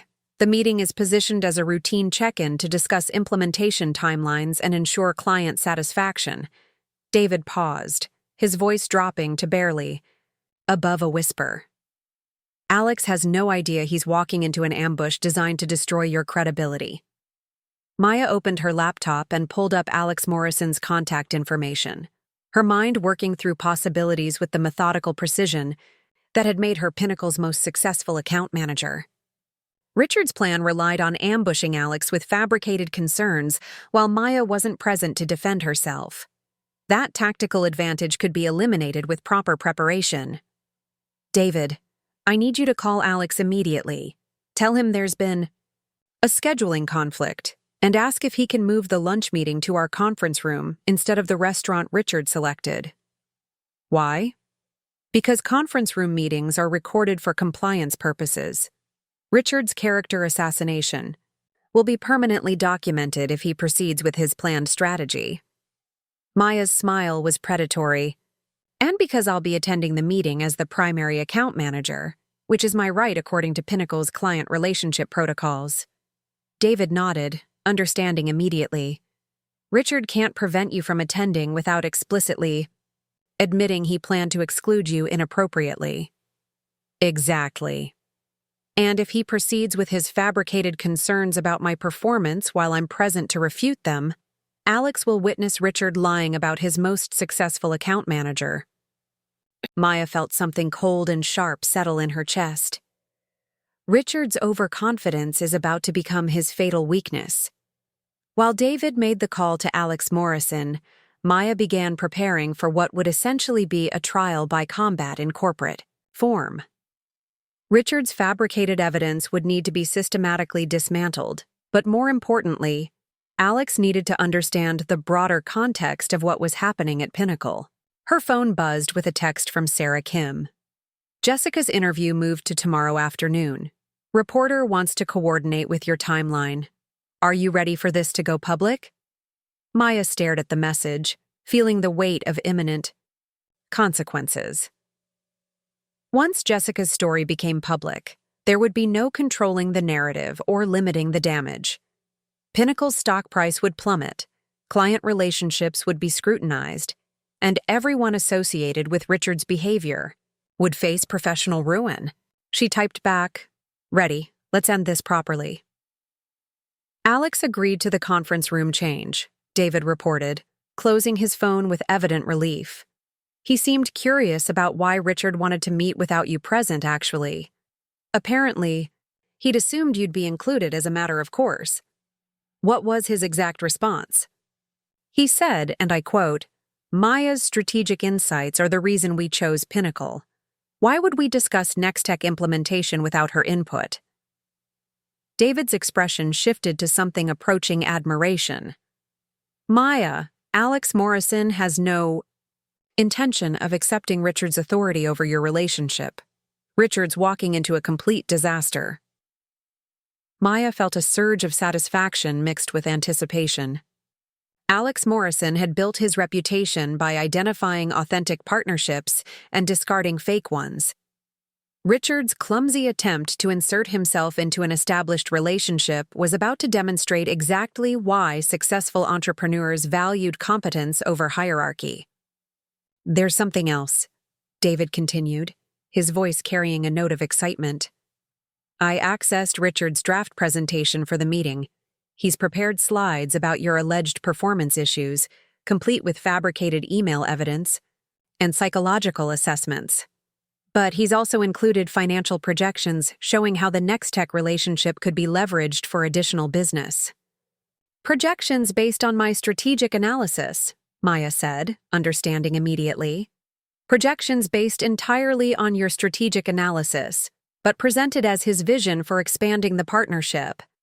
Maya, he's simultaneously trying to discredit you while taking credit for your forward-thinking client development." Maya opened her laptop and began drafting her own presentation, one that would systematically expose every lie in Richard's fabricated narrative while demonstrating her central role in Nextech's success. The evidence was overwhelming. Email chains where Alex addressed her specifically, strategic documents written entirely in her voice, revenue projections built from her market analysis. "David, I want you in that conference room as well. As the analyst who supported the account development, your presence is entirely appropriate. What about Richard's reaction? He'll know we coordinated this." "Richard's reaction is irrelevant," Maya replied, her voice carrying the cold certainty of someone who'd moved beyond caring about diplomatic niceties. "After today, Richard Blackwood will no longer be in a position to retaliate against anyone." At 12:45 p.m., Maya and David entered Conference Room A, a glass-walled space that offered commanding views of Manhattan while recording every word spoken within its boundaries. The room's technical capabilities included high-definition video recording, professional audio equipment, and automatic transcription services, all designed to ensure compliance with financial services regulations that governed client communications. Alex Morrison arrived precisely on time, his characteristic energy barely contained within his expensive suit. At 34, Alex had built 3 successful startups through a combination of technical brilliance and intuitive understanding of market dynamics. His handshake was firm, his smile genuine, and his eyes carried the sharp intelligence that had made him one of the most sought-after entrepreneurs in the tech industry. "Maya, good to see you. David, thanks for the follow-up call yesterday." Alex settled into his chair with the casual confidence of someone who'd never had to question his authority. "I have to admit, I was surprised by Richard's request to meet. Without you. Nextech's success with Pinnacle has been built on our direct working relationship. Richard mentioned wanting to discuss some implementation concerns," Maya said carefully, her voice carrying just the right note of professional curiosity. "Implementation concerns?" Alex's expression shifted to something approaching confusion. "Maya, your implementation strategy has been flawless. We're ahead of every timeline and exceeding every performance metric. What concerns could there possibly be?" Before Maya could respond, Richard burst through the conference room door, his usually immaculate appearance showing signs of stress that suggested he'd been monitoring their early arrival. His expensive suit was wrinkled, his hair slightly disheveled, and his eyes carried a manic intensity that made Alex visibly uncomfortable. "Alex, excellent to see you," Richard said, his voice carrying forced enthusiasm that fooled no one. "I see Maya and David are already here? Wonderful. We can get started immediately." Richard moved to the head of the conference table with aggressive territoriality, his body language designed to establish dominance over the meeting. But Alex's attention remained focused on Maya, his expression suggesting that Richard's behavior was confirming suspicions that had been building since the lunch invitation.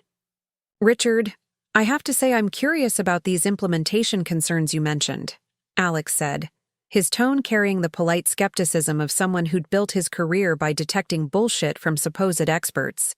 "Maya's strategic framework has been extraordinary. Nextech's growth metrics since partnering with Pinnacle have exceeded our most optimistic projections." Maya watched Richard's face, noting how his confident smile faltered around the edges. He'd prepared for a private ambush where he could control the narrative through fabricated evidence and psychological manipulation.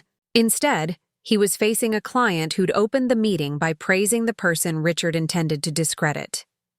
"Well, Alex, that's exactly what I wanted to discuss," Richard said, pulling out his laptop with hands that trembled slightly. "Maya's initial work was certainly adequate, but as we move into the expansion phase of our partnership, Nextech needs the kind of senior-level strategic oversight that only comes with executive experience." Alex's expression shifted to something approaching incredulity. "Executive experience? Richard, Maya designed the acquisition strategy that increased our conversion rates by 47%. Her market analysis identified opportunities that our internal team missed completely. What kind of executive experience are you suggesting she lacks?"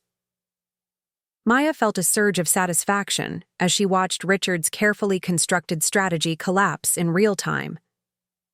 Alex Morrison wasn't just defending her competence. He was actively challenging Richard's authority to question it. "Alex, I appreciate your loyalty to Maya, but there are performance concerns that have become apparent since the contract was finalized," Richard said, his voice taking on the patronizing tone that had destroyed his credibility with subordinates throughout his career. "High-pressure situations can sometimes reveal management challenges that weren't previously obvious." "Performance concerns." Alex leaned forward, his entrepreneur's instincts fully engaged. "Richard, I've worked with Maya virtually every day for the past 6 months. Her performance has been exceptional by every metric that matters to Nextech. What specific concerns are you referring to?"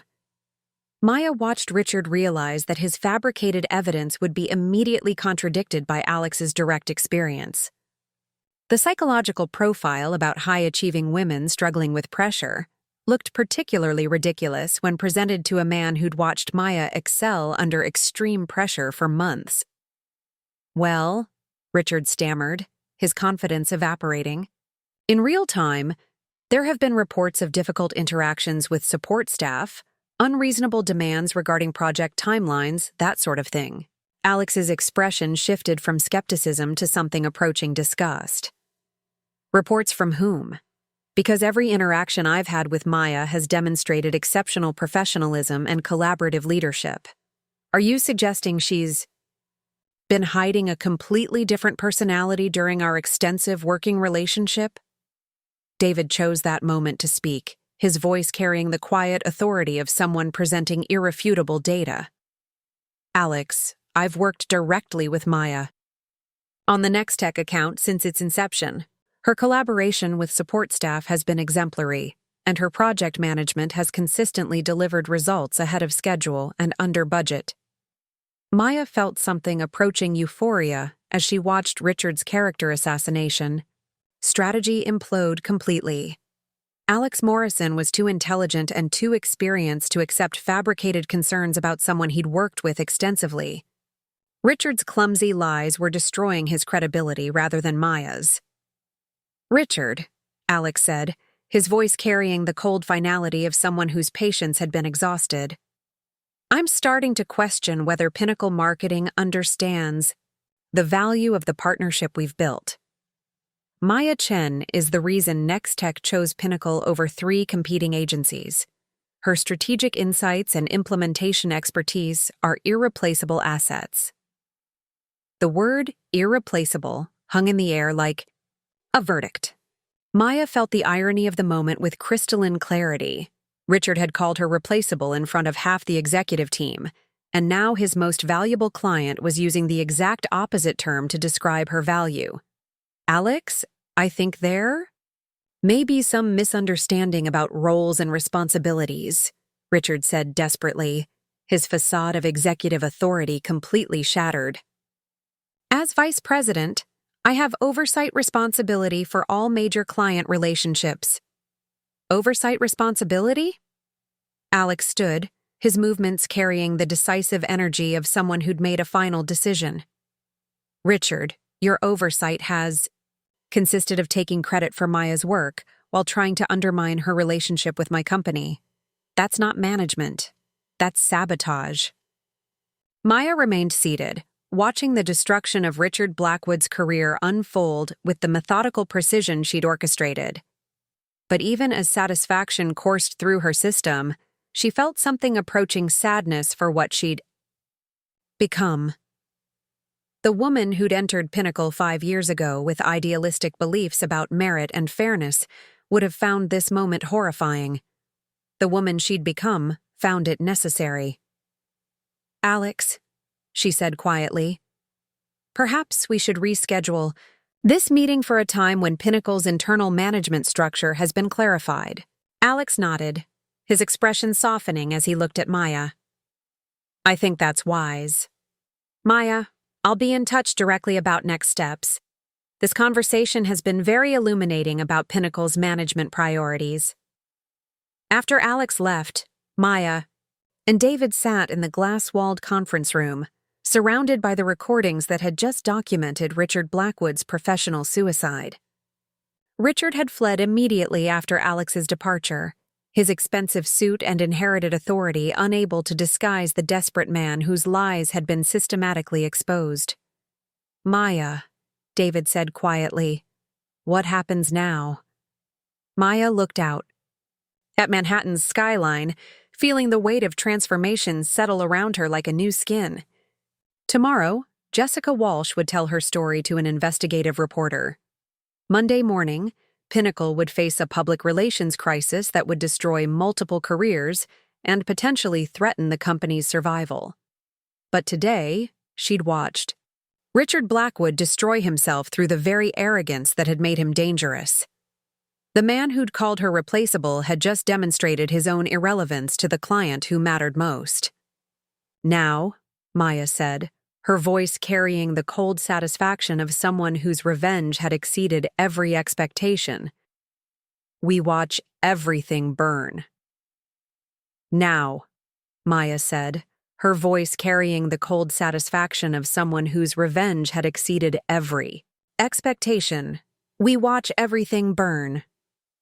3 months later, Maya Chen stood in the floor-to-ceiling windows of her new office in Soho, watching the January snow dust Manhattan's rooftops like powdered sugar. Her assistant's voice came through the intercom. Maya, David Park is here for your 3 p.m.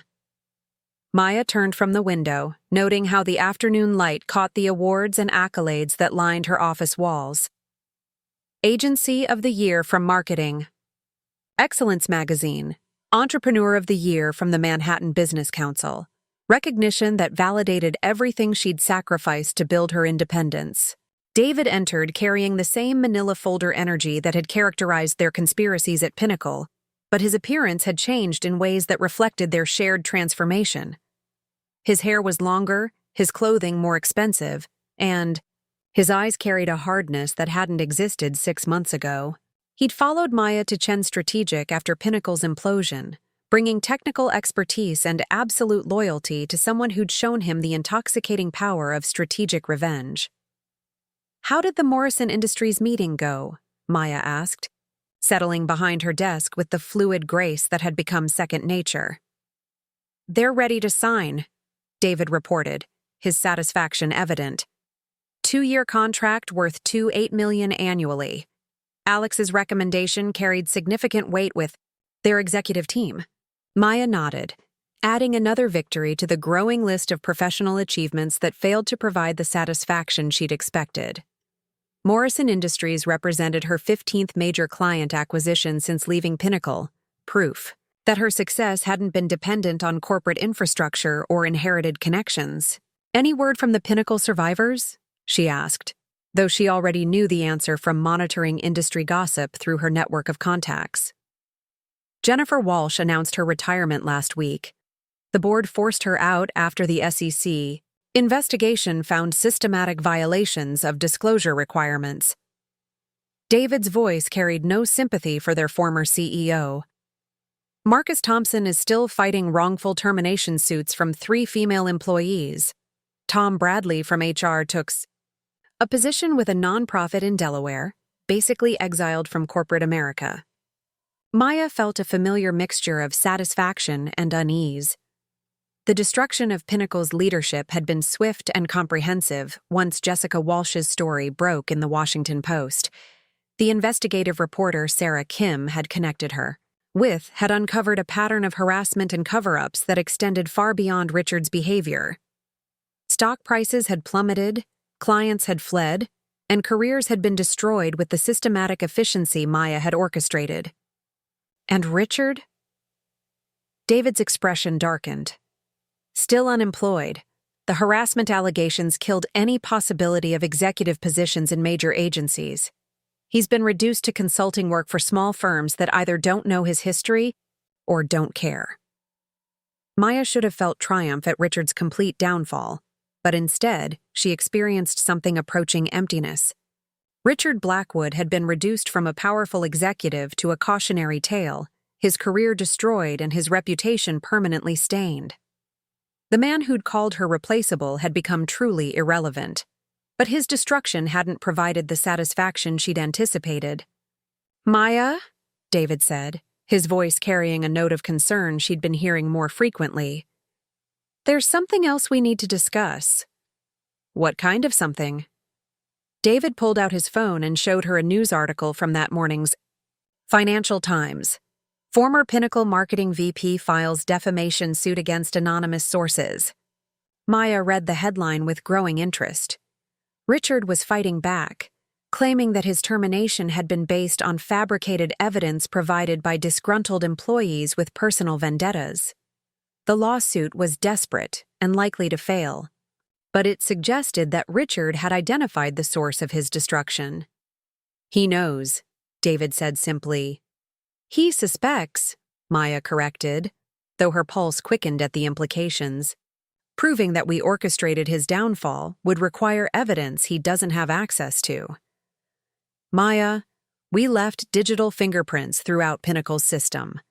If Richard hires competent legal representation and subpoenas the right records, he could build a case that we systematically destroyed his career through calculated manipulation." Maya felt something cold settle in her chest. She'd been so focused on the intoxicating power of revenge that she'd underestimated the potential for Richard to fight back using the same legal system that had protected his harassment of vulnerable women. "What's our exposure?" "Significant. The email intercepts, the coordinated client communications, the strategic leaking of sealed settlement information, all of it could be traced back to us with sufficient investigation." David's voice carried the strain of someone who'd spent months worrying about consequences they'd been too angry to consider initially. "Maya, we could face criminal charges for corporate espionage, defamation, and conspiracy." The revelation hit Maya like ice water. Her successful agency, her carefully built reputation, her entire post-Pinnacle life could be destroyed if Richard's legal team uncovered the extent of their orchestrated campaign. The irony was breathtaking. She'd destroyed Richard through strategic manipulation, and now he was attempting to destroy her through the very legal system she'd exploited. "How strong is his case?" "Stronger than I'd like to admit," Richard. Maybe incompetent at client management, but he's not stupid. If he can prove that his termination resulted from fabricated evidence rather than legitimate performance concerns, he could force Pinnacle to reinstate him and pay substantial damages. Maya stood and walked to her window, studying Manhattan's skyline with new eyes. The city that had once represented infinite opportunity now felt like a battlefield where every victory carried the seeds of future destruction. Her success at Chen Strategic was built on the ashes of careers she'd systematically destroyed, but those ashes were proving more combustible than she'd anticipated. "There's something else," David continued, his reluctance evident. "I've been contacted by a private investigator working for Richard's legal team. They're asking questions about my time at Pinnacle, specifically my access to confidential information and my relationship with you." Maya felt her carefully constructed world shift on its axis. David's loyalty had been absolute throughout their campaign against Richard, but facing potential criminal charges might recalibrate his priorities in ways that made him dangerous rather than essential. "What did you tell them?" "Nothing, but..." "Maya, they're building a case that positions us as co-conspirators in a systematic campaign of corporate sabotage. If they can prove coordination between our actions, both of us face legal consequences that could include prison time." Maya returned to her desk, her mind working through possibilities with the same methodical precision that had destroyed Richard's career. But now that precision was focused on protecting everything she'd built, rather than destroying someone else's achievements. "David, I need you to be completely honest with me. Are you having second thoughts about what we did?" David was quiet for a long moment, his analytical mind working through moral implications he'd been avoiding for months. When he spoke, his voice carried a weight of accumulated regret. "I'm having complex thoughts about who we became in the process of destroying Richard. Maya, we crossed lines that I never imagined approaching. We ruined people's lives based on the assumption that our cause justified any method." Maya studied his face, noting the exhaustion around his eyes, the way his shoulders carried tension that hadn't existed during their time at Pinnacle. David's transformation from idealistic analyst to calculating conspirator had extracted a psychological cost that was becoming increasingly apparent. "Do you regret it?" "I regret what it cost us. I regret what we became. I regret that our success is built on the systematic destruction of other people's careers." David leaned forward, his voice dropping to barely above a whisper. "Maya, I used to be proud of my ethical standards. Now I can't look at myself in the mirror without seeing someone who chose revenge over principles." The confession hit Maya like a physical blow. David's moral compass had been the foundation of their partnership, his unwavering support the anchor that had made their campaign possible. Losing his confidence would leave her isolated in ways that went beyond professional concerns. "David, what Richard did to me, to all those women he harassed, that was criminal behavior. We exposed a predator who was protected by institutional cowardice. How is that something to regret?" "Because we didn't expose him through legitimate channels. We destroyed him through manipulation, espionage, and character assassination. We became the very thing we claimed to be fighting against: people who abuse power to destroy those who threaten them." Maya felt something cold and sharp crystallize in her chest. David was articulating doubts she'd been suppressing for months, forcing her to confront the moral transformation that had made her success possible. The woman who'd entered Pinnacle 5 years ago with idealistic beliefs about merit and fairness would indeed be horrified by what she'd become. "So, what are you suggesting?" she asked quietly. "I'm suggesting that maybe Richard's lawsuit isn't entirely wrong. Maybe we did fabricate evidence and manipulate outcomes to serve our personal vendettas. Maybe the fact that Richard was genuinely problematic doesn't justify the methods we used to destroy him." Maya stared at David, processing the implications of his crisis of conscience. If he decided to cooperate with Richard's legal team, providing testimony about their coordinated campaign, her entire post-Pinnacle life would collapse. Chen's strategic, her client relationships, her reputation in the industry, all of it depended on maintaining the fiction that Richard's downfall had been organic rather than orchestrated. David, if you're planning to confess our methods to Richard's lawyers, I need to know now so I can prepare accordingly. I'm not planning anything, David replied, though his voice carried uncertainty that suggested otherwise. I'm trying to figure out how to live with what we did, how to build something meaningful on a foundation of systematic deception. Maya felt the weight of isolation settling around her like a shroud.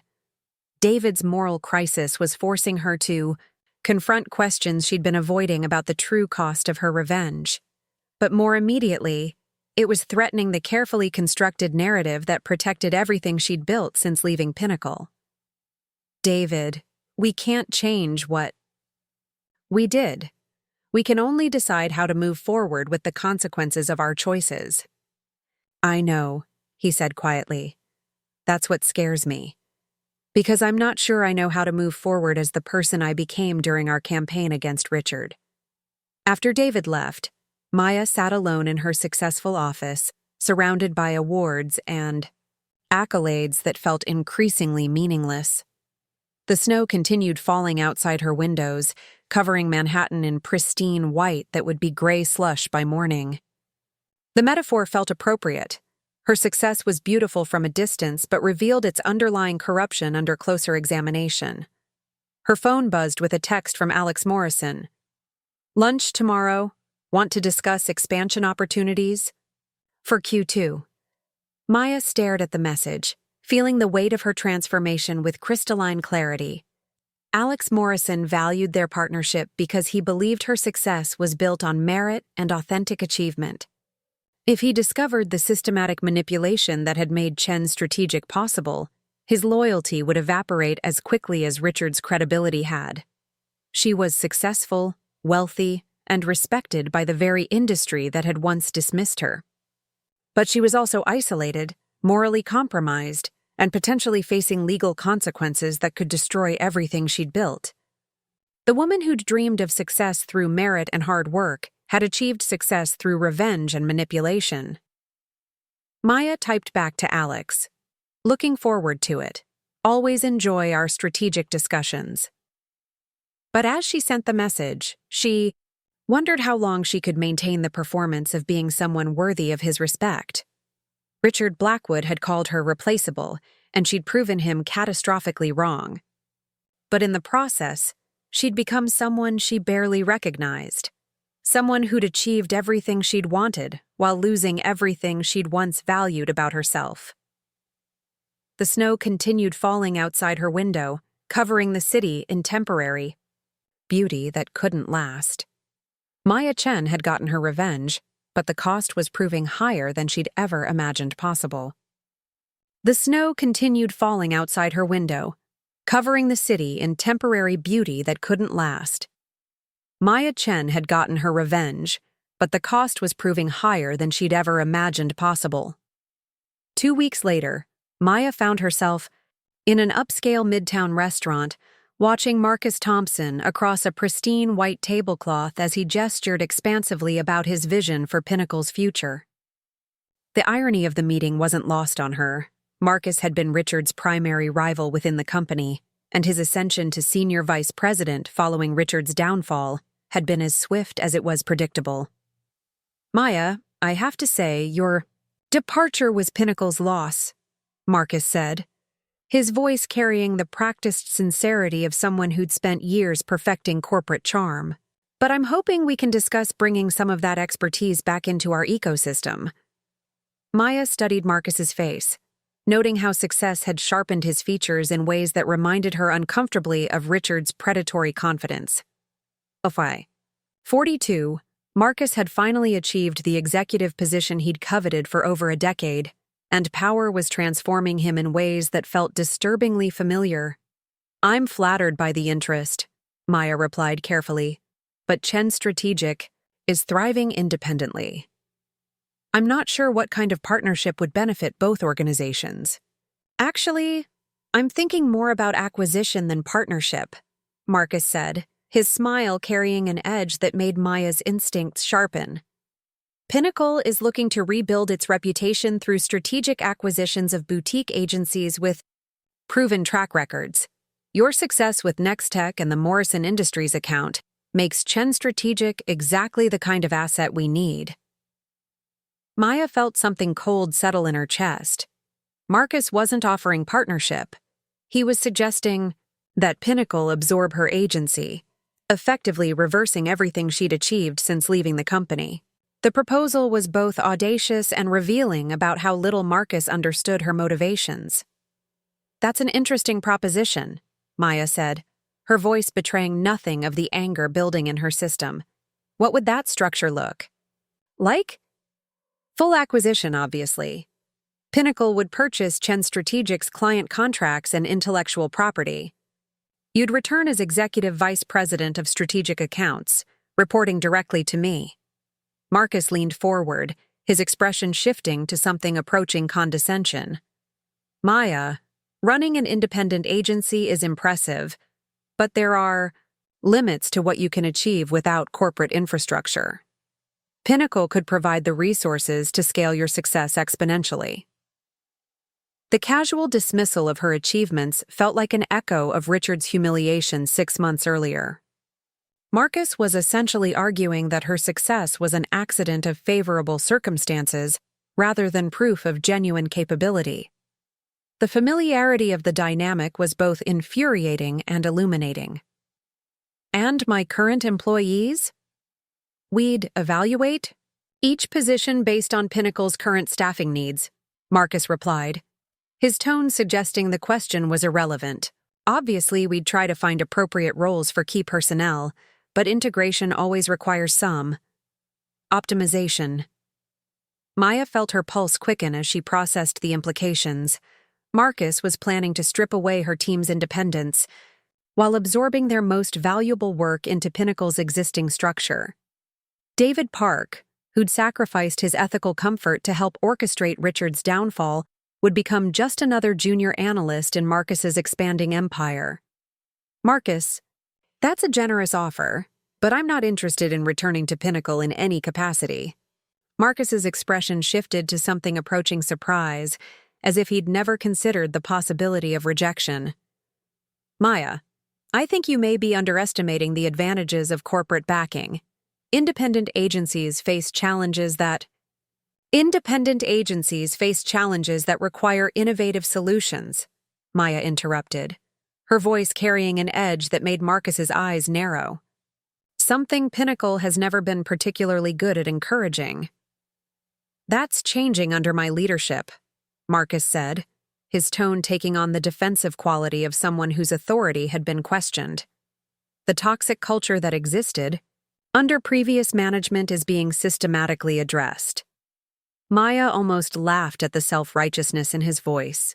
Marcus had been complicit in every toxic dynamic that had flourished under Jennifer Walsh's leadership, but he was positioning himself as the reformer who would save Pinnacle from its problematic past. I'm glad to hear that, Maya said diplomatically. Change is certainly needed. Which brings me to another point, Marcus continued, his voice dropping to a more confidential tone. There are concerns in the industry about how certain former Pinnacle employees have positioned themselves since leaving. Questions about proprietary information and competitive advantages that may have been inappropriately acquired. The threat was delivered with subtle precision, but Maya heard it clearly. Marcus was suggesting that her success might be built on stolen information rather than legitimate achievement. The accusation was both false and strategically dangerous, exactly the kind of whisper campaign that could destroy her reputation, if it gained momentum. That's a serious allegation, Maya said carefully. Not an allegation, just industry gossip that could become problematic if it's not addressed properly. Marcus's smile was sharp enough to cut glass. The kind of gossip that acquisition by a reputable firm like Pinnacle could permanently silence. Maya felt the pieces of Marcus's strategy click into place. He wasn't just trying to acquire her agency, he was threatening to destroy it if she refused. The systematic character assassination she'd orchestrated against Richard was being turned against her by someone who'd learned from watching her methods. "I see," Maya said, her voice betraying nothing of the calculation racing through her mind. "And if I'm not interested in being acquired?" "Then Pinnacle would be forced to protect its proprietary interests through appropriate legal channels," Marcus replied, his tone carrying the casual cruelty that had once characterized Richard's threats. "Industry rumors have a way of becoming formal complaints when they involve potential theft of trade secrets." The conversation ended 20 minutes later with polite promises to consider the proposal, but Maya left the restaurant feeling something she hadn't experienced since her confrontation with Richard: the vulnerability of being targeted by someone with institutional power and personal malice. Marcus Thompson had learned from Richard's mistakes while inheriting his predatory instincts, making him potentially more dangerous than his predecessor. That evening, Maya sat in her apartment's home office, staring at financial projections that no longer felt like celebrations of success. Chen Strategic was profitable and growing, but it was also isolated in ways that made it vulnerable to systematic attack. Marcus's threats weren't idle. He had the resources and connections to make her professional life extraordinarily difficult if he chose to pursue corporate warfare. Her phone rang, interrupting her brooding. The caller ID showed Lisa Chen's number. "Maya, I just heard about your meeting with Marcus Thompson," Lisa said without preamble. "Sarah Kim called me. Apparently word is spreading through the industry about Pinnacle's interest in acquiring your agency." "News travels fast," Maya replied, though she wasn't surprised. The marketing industry thrived on gossip, and any potential merger between former enemies would generate significant speculation. "Maya, there's something else. I've been working with 3 former Pinnacle employees who are considering coming forward about harassment they experienced under Marcus's management. The pattern is identical to what we documented about Richard: inappropriate comments, professional retaliation, systematic intimidation of women who refuse his advances." Maya felt ice crystallize in her veins. Marcus Thompson wasn't just inheriting Richard's position, he was continuing Richard's pattern of abuse. The cycle she'd thought she'd broken by destroying Richard was simply perpetuating itself under new leadership. "How recent is this behavior?" "Ongoing. One of the women filed an HR complaint last month. It was dismissed as a misunderstanding of professional communication styles." Lisa's voice carried the frustrated anger of someone who'd seen this pattern too many times. "Maya, we didn't solve anything by destroying Richard. We just created an opportunity for someone else to fill his role." The revelation hit Maya like a physical blow. Her elaborate revenge against Richard had been meaningless. Worse than meaningless, it had been counterproductive. By removing Richard, she'd cleared the path for Marcus to ascend to a position where he could abuse women with even greater impunity. Who are these women? Amy Rodriguez from the creative team, Sarah Michelle from client services, and Jennifer Park from business development.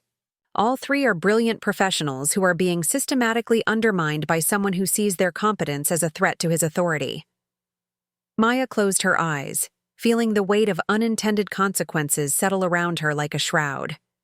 Jennifer Park was David's younger sister, a recent graduate who'd joined Pinnacle 6 months ago, full of the same idealistic energy that had once characterized David's worldview. The idea that Jennifer was experiencing the same harassment that had destroyed Jessica Walsh felt like a personal failure of catastrophic proportions. "Lisa, what do these women need?" "They need what Jessica Walsh needed: someone with the resources and influence to ensure their complaints receive proper attention rather than being buried by corporate discretion."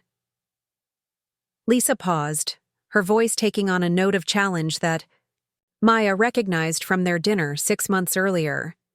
They need someone who understands how to fight back against institutional predators. Maya opened her laptop and began researching Marcus Thompson's background with the same methodical precision she'd once applied to Richard's vulnerabilities. But this time, the investigation felt different, heavier with the knowledge that her previous success had been illusory.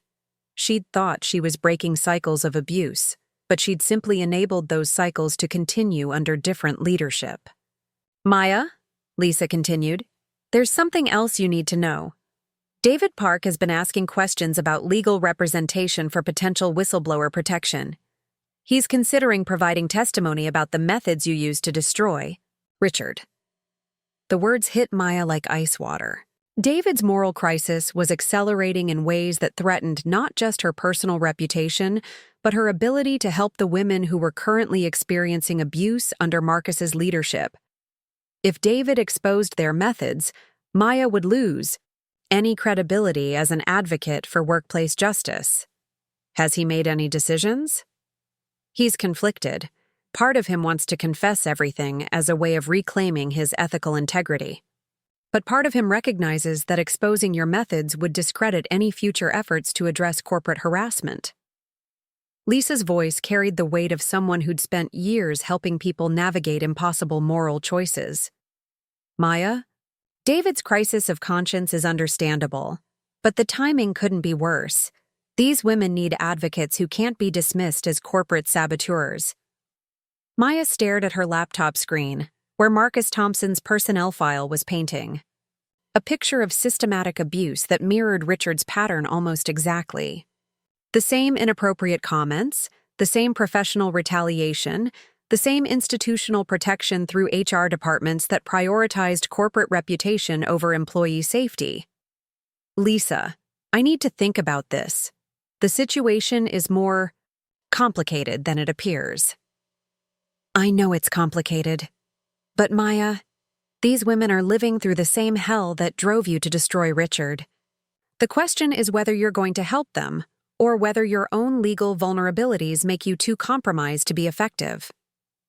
After Lisa hung up, Maya sat in her apartment's silence, processing the magnitude of her moral failure.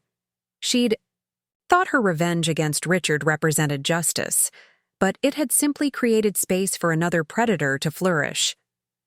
The cycle of abuse she'd believed she was breaking had continued uninterrupted, claiming new victims while she celebrated. Her personal success, Jennifer Park, was 24 years old, the same age Maya had been when she'd first encountered workplace harassment as a junior analyst. David's sister was experiencing the same systematic intimidation that had driven Jessica Walsh to resign. In shame, but Maya was now too compromised by her own methods to serve as an effective advocate. Maya opened a new browser window and began researching legal precedents for corporate whistleblower protection.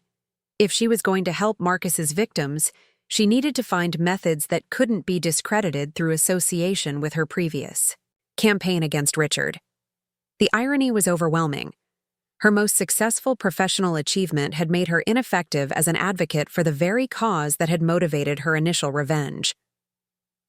Outside her window, Manhattan pulsed with the eternal rhythm of ambition and opportunity. But tonight, Maya Chen felt something she hadn't experienced since Richard's initial humiliation. The recognition that she'd become part of the problem she'd thought she was solving.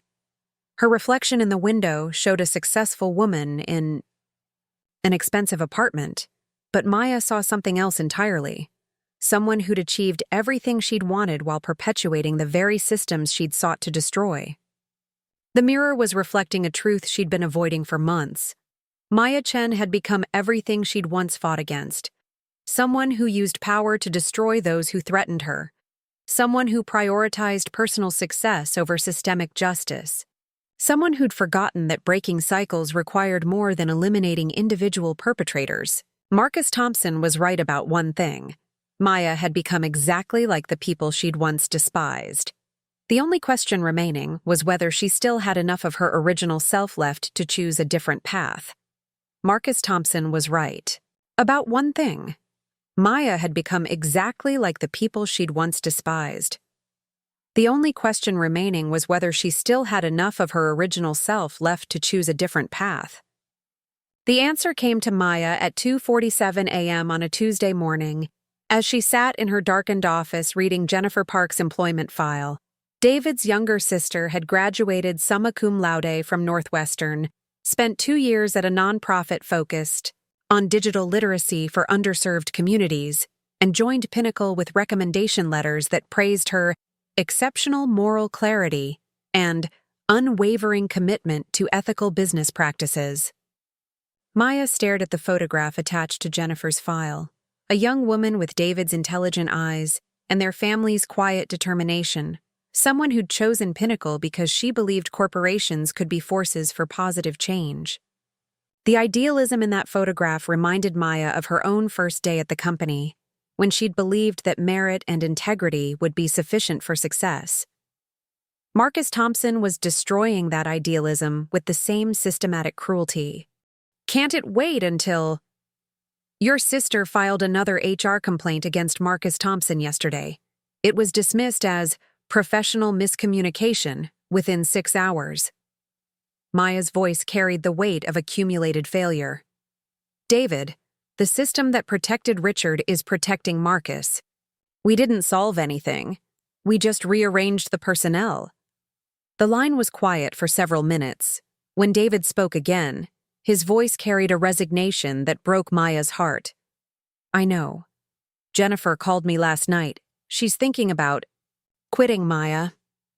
My sister, who believed she could change corporate culture from the inside, is ready to give up after 6 months because another predator has inherited Richard's position. Then come to the office.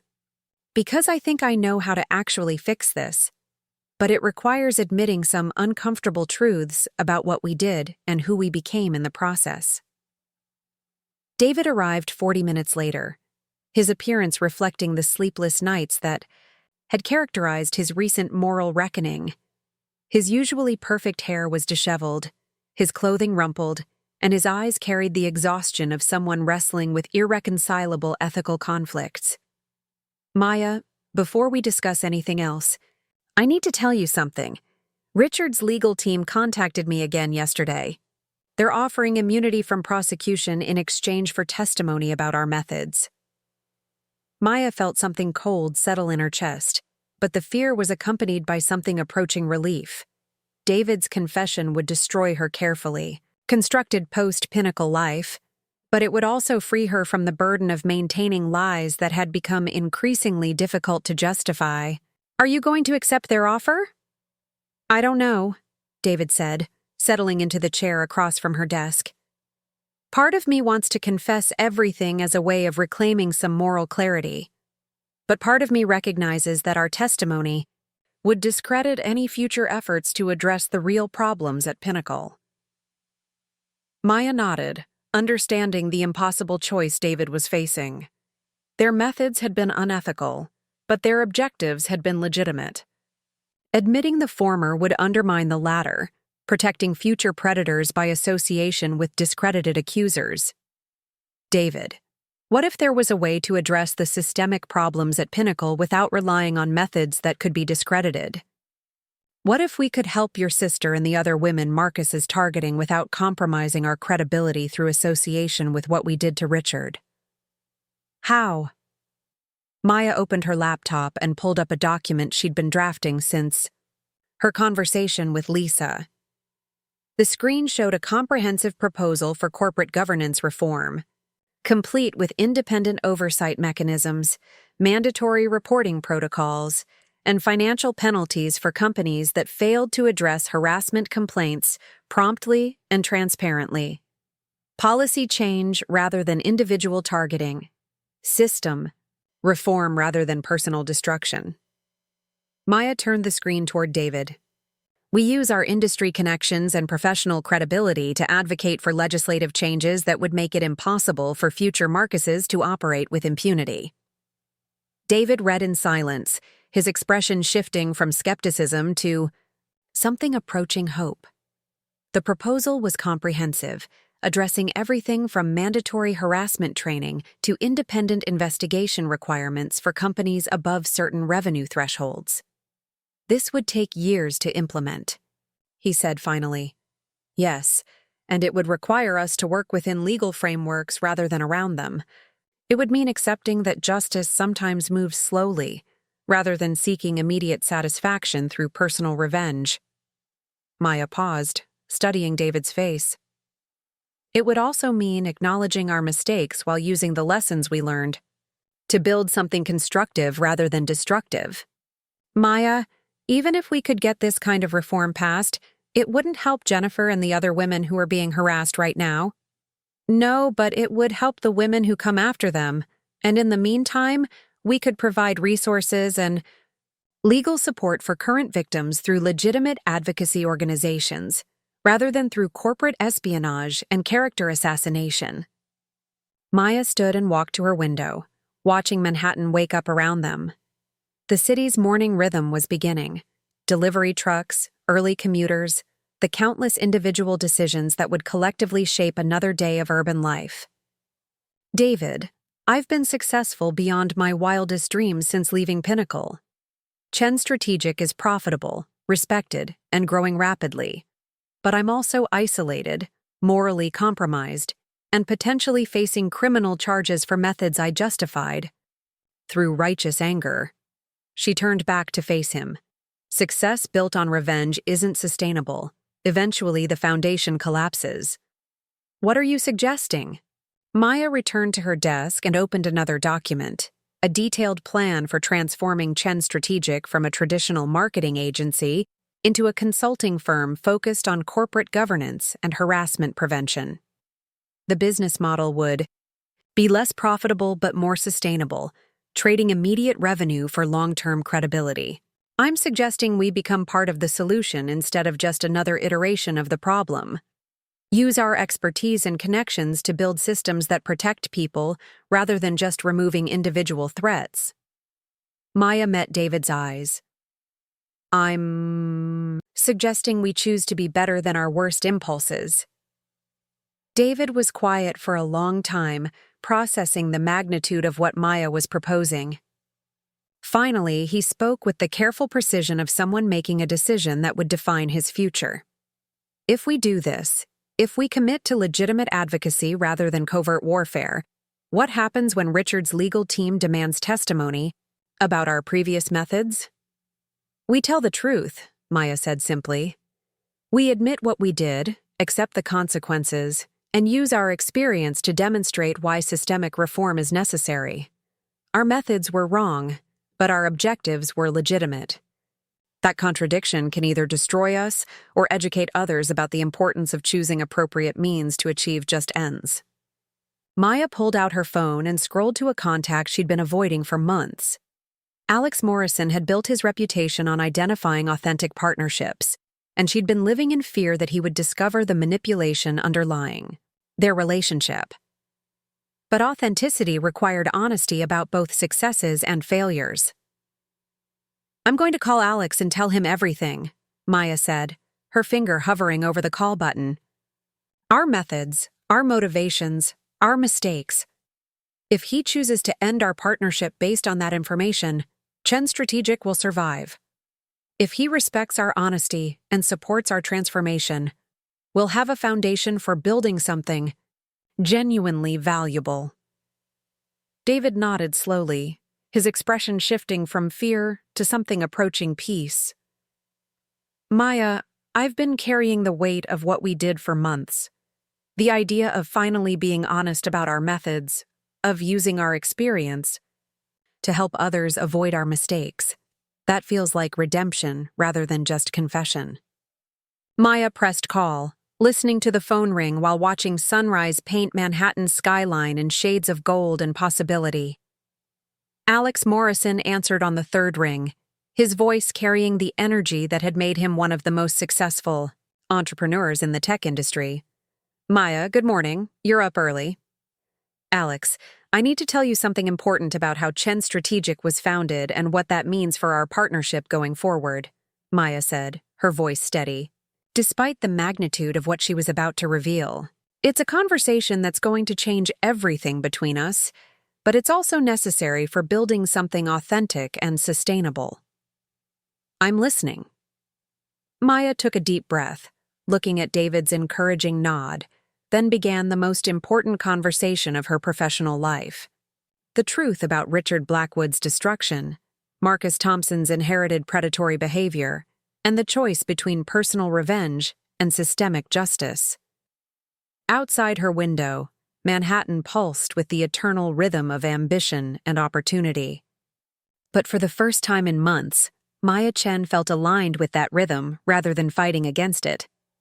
She was finally becoming the person she'd always claimed to be, someone who chose justice over revenge, integrity over expedience, and authentic success over hollow victory. The mirror was reflecting someone she could respect again.